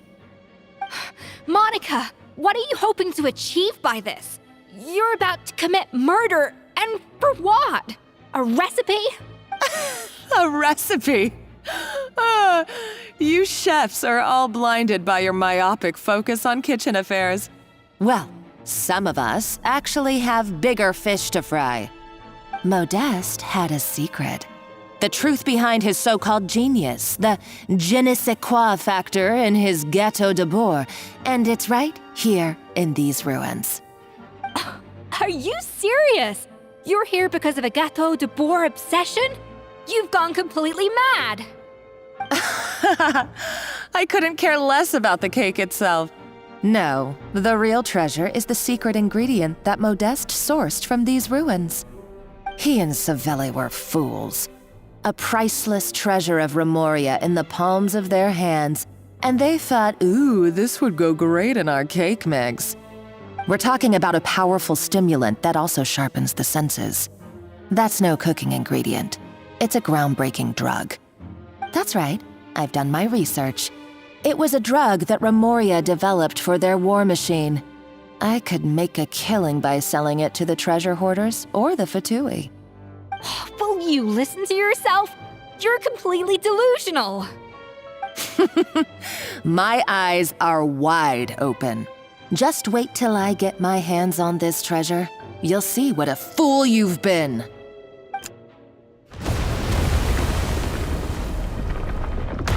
Wait, what's that sound?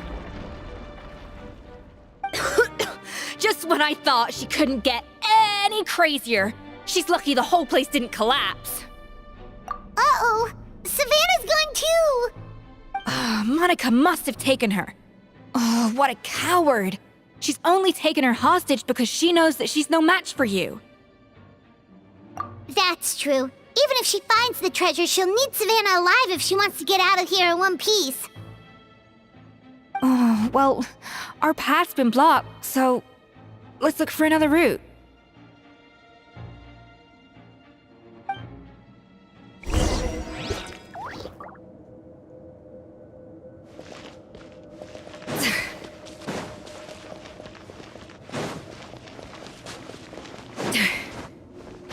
The water looks pretty deep here. Maybe it leads somewhere.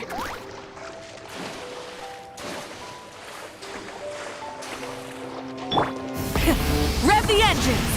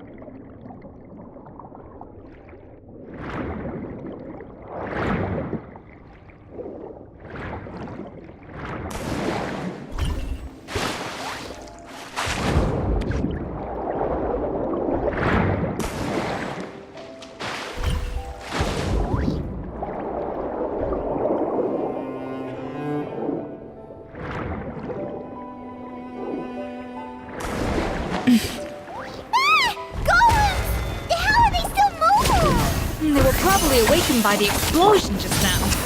Alright, Knife Skills 101. Time for some rough chopping.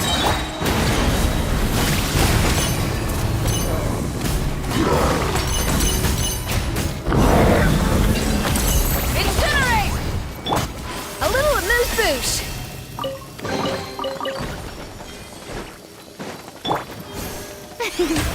May I present?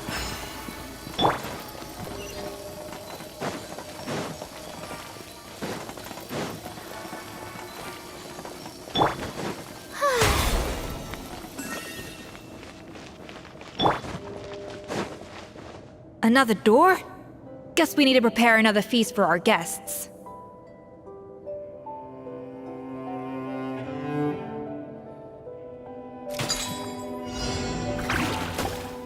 Cha! Yeah! Rah! Ka! Ha! Yeah! Yeah! Yeah! A dash of frosting! Ha! Cha!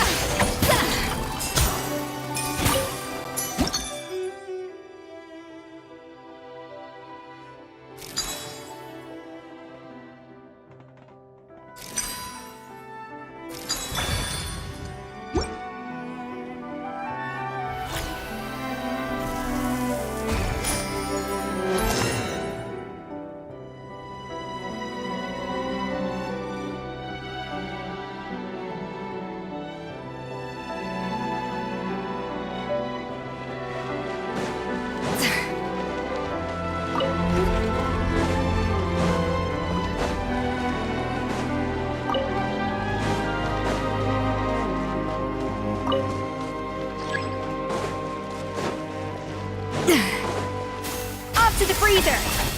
Huh.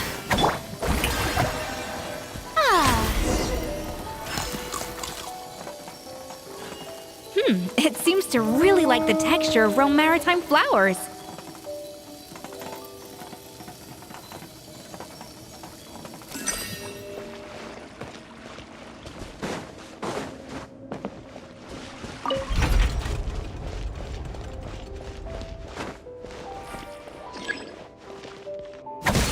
A little amuse-bouche!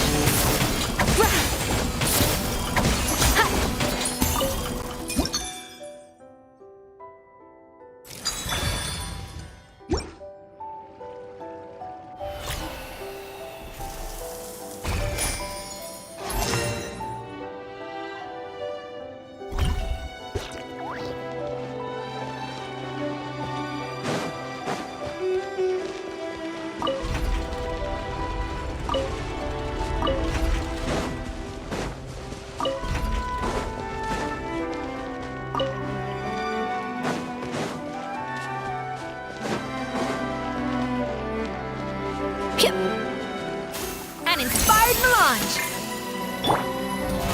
Oh, brilliant!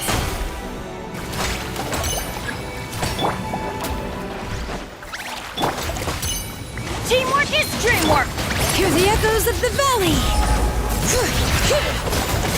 Pyroclastic surge! Incinerate!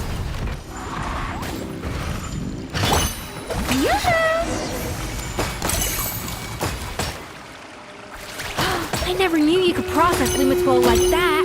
Alright, I've got to jot this down. Lumitwols and maritime flowers. This could open the door to a whole new world. Yep, that's literally the plan. Wait, hold on. Which door are you talking about?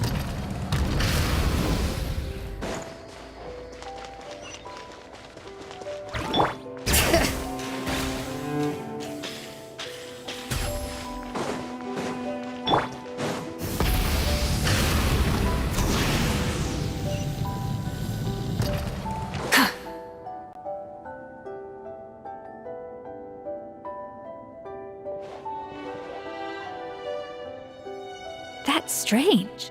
These don't look Romorian to me. More like last century Fontaine. Adventurers from last century Fontaine, huh? Oh, Modeste and Savelli, do you think they camped here? By the looks of it, this was a one-person camp. They adventured together, but Maybe one of them came back alone at a later date. Huh, you really think so? Trust our adventurer's instincts. We're pros at this stuff, just like you're a pro in the kitchen.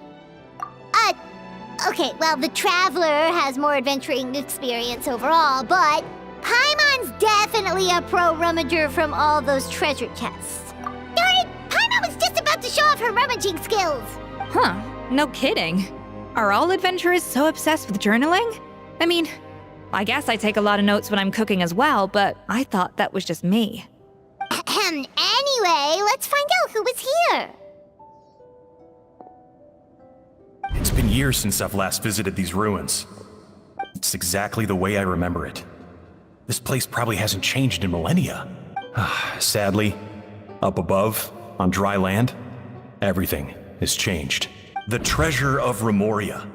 That's what we used to call it. Modeste was right about its potential. It turned Gâteau de Bourg into a national sensation. Our limited stock of the substance meant that the gâteau could only be produced on a small scale. But this only drove up the popularity all the more. Modeste was right about that too. He predicted all of it.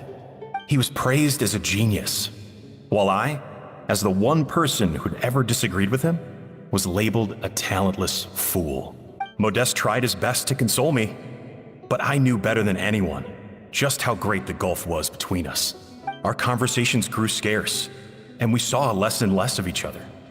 I didn't fight it. He had new friends and a career of his own. Why invite further disdain by inserting myself where I did not belong? I told myself that maybe one day, when I finally created a masterpiece of my own, I'd be able to face him without shame. Or maybe one day, when I've put these feelings of self-loathing behind me, I'd be able to ask him with a smile on my face, how about we go on one more adventure, for old time's sake? Unfortunately, that day will never come. So it was Savelli.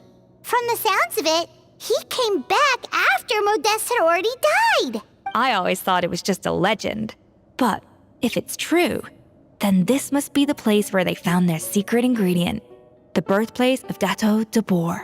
In that case, what does that say about the death of Modeste? If it's all true, maybe Savelli really did have something to do with it. The taste of Gâteau de Bourg has changed. Modeste was convinced of this, even though everyone swore they couldn't tell. Being the perfectionist that he was, he refused to accept even the slightest flaw in his work.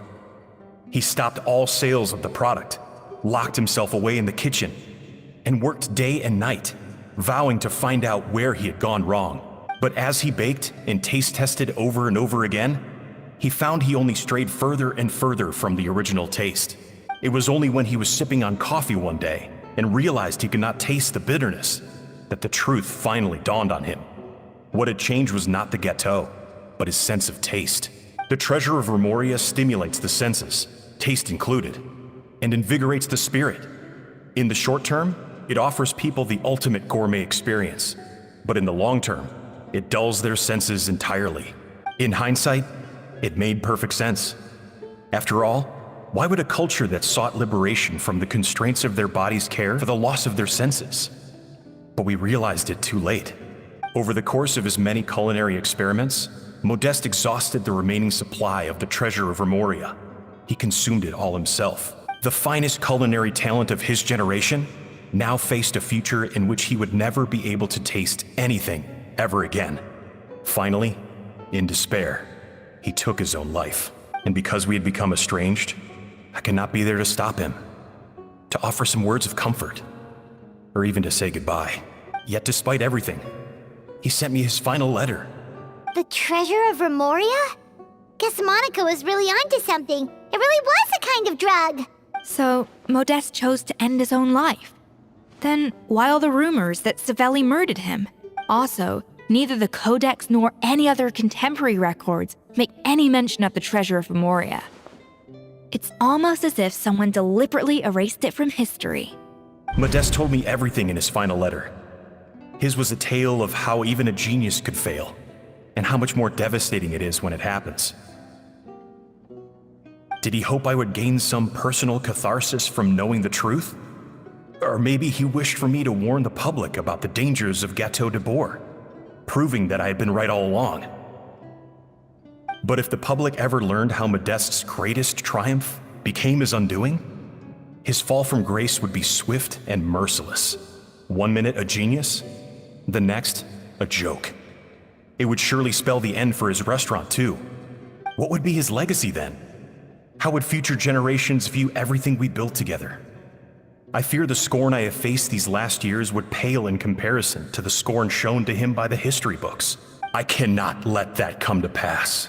I will do what I must to protect his name. It will mean tampering with his notes to remove the damning details, leaving mere fragments of our story behind. It may lead his family to suspect me of having a hand in his demise. But if that's the price of destroying all evidence of my crimes, then so be it. I would rather the world believe a tale of genius and jealousy than see his reputation in tatters. The final loose end is the evidence here, at the bottom of the sea. Huh? What's wrong? Didn't we say Savannah should be safe for now? So we thought, but if Monica finds out what happened to the treasure, there's no telling what she might do.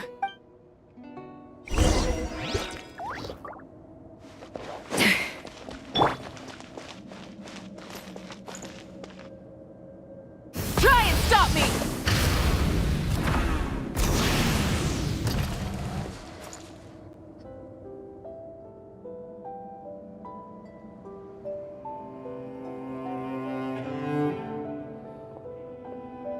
The treasure of Remoria. I have found you at last. Savelli, you tried your best to bury the truth, but you underestimated the children of Modeste.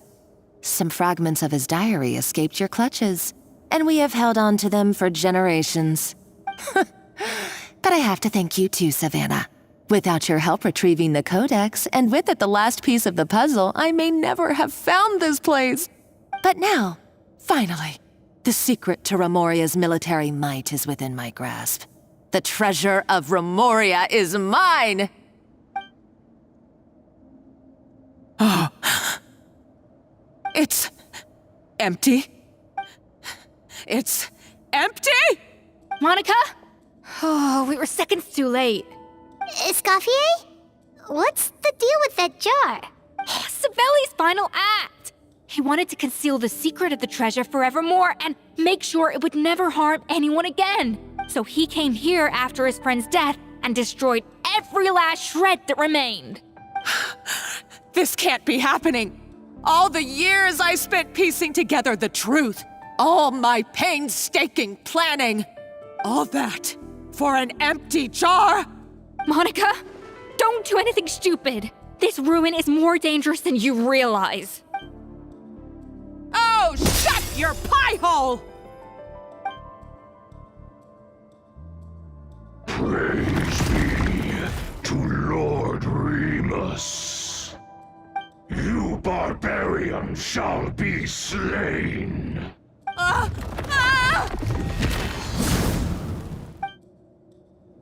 She's a nutcase! A liability to herself and everyone else! Well, now it's up to us to clean up the mess she's made. Take these golems out!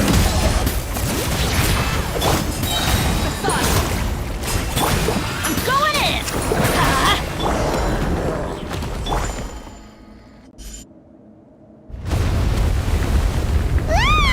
Why is this place still shaking? Either way, it's all her fault. Enough chit-chat. Let's get out of here, Traveler Escoffier, come on! Okay, I'm coming. Oh, no you don't. If I can't get what I want, neither will any of you. I've got nothing to show for my life's work so far. But if I can take another so-called genius down with me in my final moment, then it was all worth it. You're a psycho!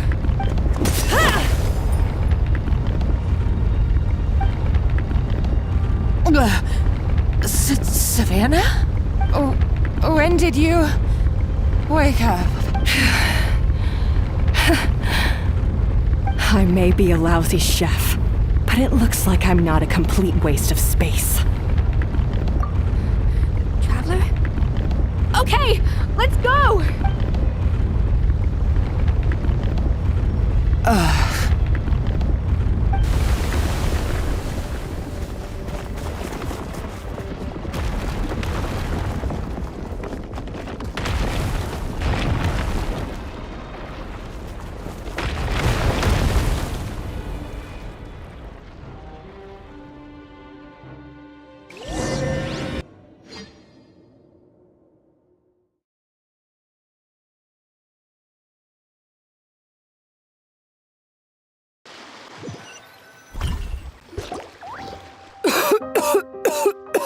Escoffier! Savannah! Traveler! And Paimon! Venegem! What are you all doing here? What did you expect us to do? Stay at the restaurant and sit on our merry derrieres? While the Traveler and Escoffier were out here risking their lives? We had to do something. Even though that something ended up being, well, waiting for you here instead. I don't deserve any of you. And I certainly don't deserve to be your head chef. It was my fault Escoffier had to leave. Then I couldn't live up to her standards. I acted like a tyrant in the kitchen. And now I almost got myself killed. Come back, Escoffier. Come and be our head chef again. I'll never be able to replace you. Okay, so everything I said to you the day I left, it just went in one ear and out the other? Huh? Sorry, I was kinda in my own head at the time. All I could think about was the Lumiline situation. What was it you said again? Forget it. It doesn't matter. Anyway, I didn't leave this job because of you. And you're not nearly as awful a chef as you think. If you were that bad, why would all your staff show up here for you? Escoffier's right. Sure, you nitpick our work and get us to do things over a lot. But when it comes down to it, you're the one who's always doing whatever it takes to make sure the customers get served on time, every time. Things were pretty rough after Escoffier left, and Savannah's the only reason we've been able to make it through. Our customers know that Escoffier doesn't work for us anymore. But the fact is, they keep coming back. If that's not an endorsement of your work, I don't know what is. At the end of the day, we're all human, and we all make mistakes. All we can do is recognize where we get it wrong and do our best to improve. That's all that's humanly possible. No, I get what you're saying, but what I did to Fermont and to Escoffier, it's unforgivable. Well, about that, there's someone else here to see you, Chef. It's been a while, Chef Savannah. Fermont? I'm so sorry. I put far too much pressure on you. And the way I stubbornly refused to go and see you after you fell ill. There's no excuse. But I'm too late, aren't I? The damage is done. I heard that you can't even hold a kitchen knife anymore. Actually, I think I'm going to be just fine. Huh? We thought Firmin's problem was purely psychological in nature. But after the threat letter came to light, it got Firmin thinking. And then he remembered the tea that Monica used to give him every night. And as it turns out, she was lacing it with Lumiline the whole time. No way! Doesn't that cause nerve damage? It can. High doses pose a risk of serious nervous and sensory complications. But if you calculate the dosage carefully, you can control the extent of its effects. A small dose might simply make a person more emotional, whether that means more fragile or more hot-tempered.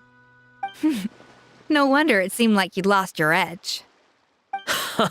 I asked my friends at the Fontaine Research Institute about it. They said that with the low dose I was taking, the risks are pretty small. They also fixed me up with some meds and said I should recover in no time. Well, that's what happens when you give someone a little bit of hope to cling on to. there's more. We believe that Firma was likely not Monica's only victim. You mean she poisoned me too? Oh, so that's why Savannah's been so irritable this whole time. Let's not be too quick to blame everything on the Lumiline. That stuff can only amplify what's already there. So tasty food will seem like the most delicious thing in the world, while food you don't particularly care for will become utterly revolting. So you better make sure you reflect on your behavior and apologize to every single person you've wronged. I will. I'm sorry. There's still one question that's really bugging me. Why is it that no matter what I do, my Gâteau de Bourg never tastes the same as yours? Is it just... is it because you're a genius and I'm not? It's because the heating element in your oven is broken, you silly goose. What?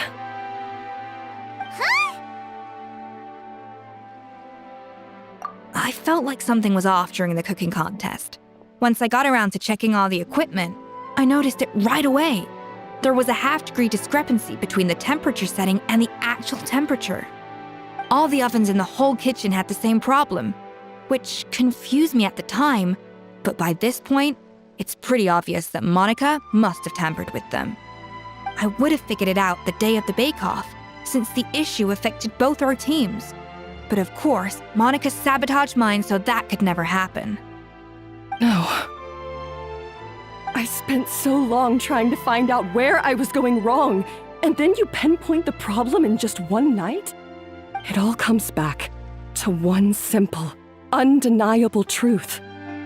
You're a genius, and I'm just plain old Savannah. Oh, cut it out! Stop the woe is me act for a second and just think. I came up with this recipe. You don't think that might have something to do with it? Do you know how long I spent perfecting my Gâteau de Bourg?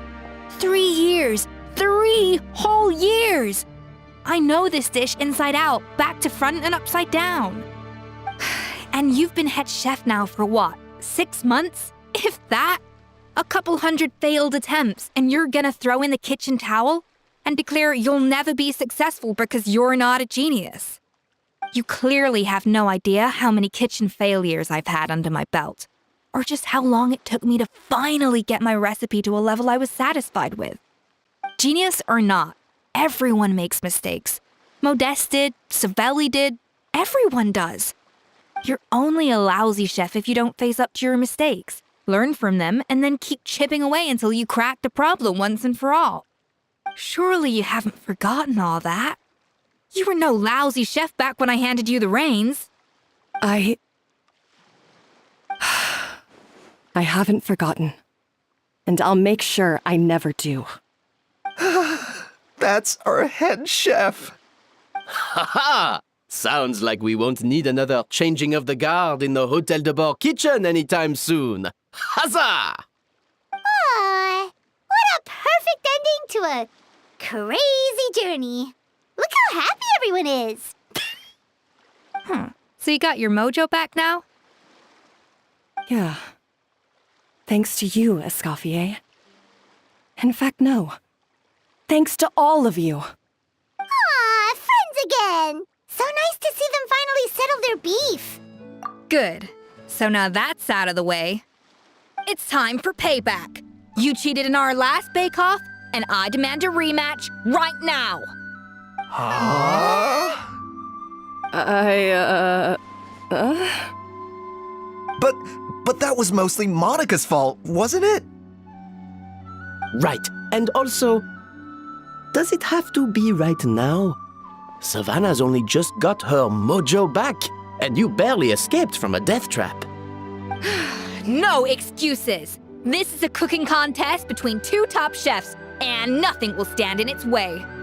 So grab your spatula and get ready, because this rematch is happening today, right now, this instant. Hey, so, this whole time you were salty about losing? The second cooking contest commences now! This time, no more games and no holding back!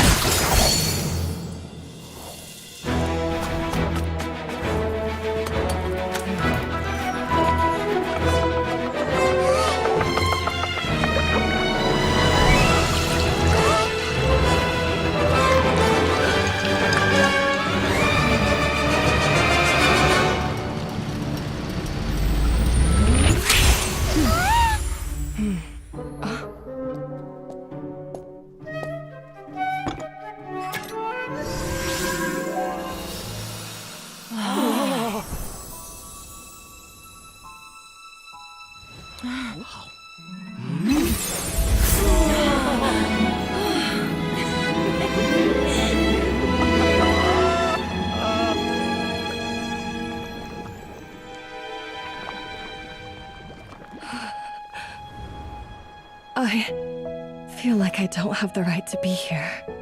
Hey, what are you so afraid of? You can't unbake it now. And if you don't serve it, then good or bad, you'll never find out how to improve. If you're too scared to fail, you'll never know what real success tastes like. So? Embrace your failure. Taste it. Digest it. That's the way to success. I don't know. Sounds like it's easier said than done. I'll do it.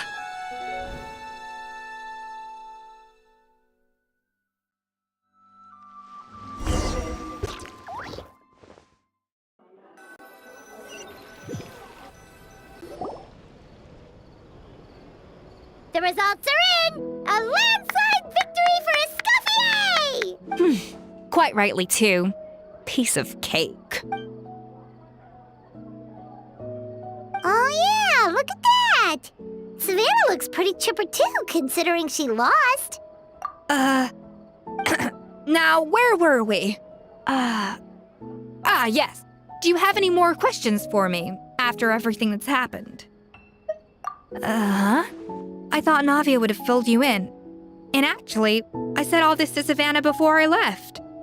Although, as we saw, I don't think any of it sank in. I had two reasons for leaving. One was the food safety incident, of course, but the other was that the Hotel de Boer had reached a point where it didn't need me anymore. So I decided to step down and look for new opportunities to improve myself. Improve how? Well, a while back, I got to know a fellow chef from Liyue, and in her, I saw so many new possibilities. She has that same adventurous spirit that Modeste and Sibeli had in their youth. Slime mucus, lizard tails. With her, nothing's off the table. There's a whole world of new flavors out there waiting to be explored, hiding away in ingredients we overlook. Case in point, remember those Romaritime flowers down in the ruins? I used them in the cooking contest just now. Did you taste the difference? What? Paimon didn't notice at all! Half of the art of cooking is dissecting the recipes of previous chefs and figuring out the exact constellation of elements that gave their work its signature taste. And the other half, it lies in freeing yourself from the confines of the kitchen. You've got to go out and explore the endless possibilities out there. Uh-oh. Paimon's suddenly not sure she wants to try your cooking anymore. Don't worry, it's not going to be a free-for-all like in Modeste's time. Before I put anything into my food, I'll obviously do my research, make sure it doesn't contain any harmful substances. In the meantime, take this. It's a recipe for Petit Gâteau de Boer revised version. I tweaked it to suit your needs as busy adventurers. Hope you enjoy, and remember, feedback is always welcome. All right! So, do you ever see yourself returning to Hotel de Boer? Oh, of course. I've already promised Banisham that I'll come back every once in a while to make sure the quality of the food remains at an acceptable level. You know, Paimon's still a little disappointed that we never got to see the treasure of Remoria. Surely Monica wouldn't have gotten drawn in so deeply if it wasn't for all the mystery surrounding the original Gâteau de Boer. She practically dedicated her life to finding the lost pieces of Modeste's diary. Then went to all that trouble to infiltrate the Hotel de Boer. And in the end, it was all for nothing. Since you mentioned the treasure, between Modeste's writings and what we saw in those ruins, I think I may have figured out the truth. The so-called treasure of Remoria was most likely a substance that the Remorians extracted from Lumitoiles, better known to us as Lumiline. Huh? So then, why all the hype back in the early days of Gâteau de Boer? Don't forget, it was a very different era. We could barely even refine sugar back then, so desserts were very much in their infancy. In a world of bland food, it's no wonder that the first thing to really excite people's taste buds took the world by storm. And as for the Lumiline, it may well have been somewhat valuable in ancient times. But these days, it's just another drug from the Fontaine Research Institute. Even if Savelli hadn't destroyed it all, I doubt it would be worth that much these days. So after all that, there was nothing in those ruins but worthless junk. Feels strange to say it, but Paimon almost feels sorry for Monica. She sacrificed it all only to get nothing in return.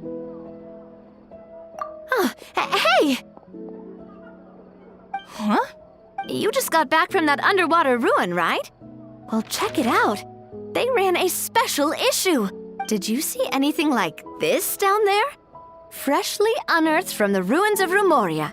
A magnificent jar thought to be over 1,000 years old. Experts say it has immense artistic and historical value. It could be worth an absolute fortune. Wait, isn't that the jar they used to hold the treasure? If only it was still in one piece. Some butterfingers must have dropped it or something. Ugh, it's such a shame.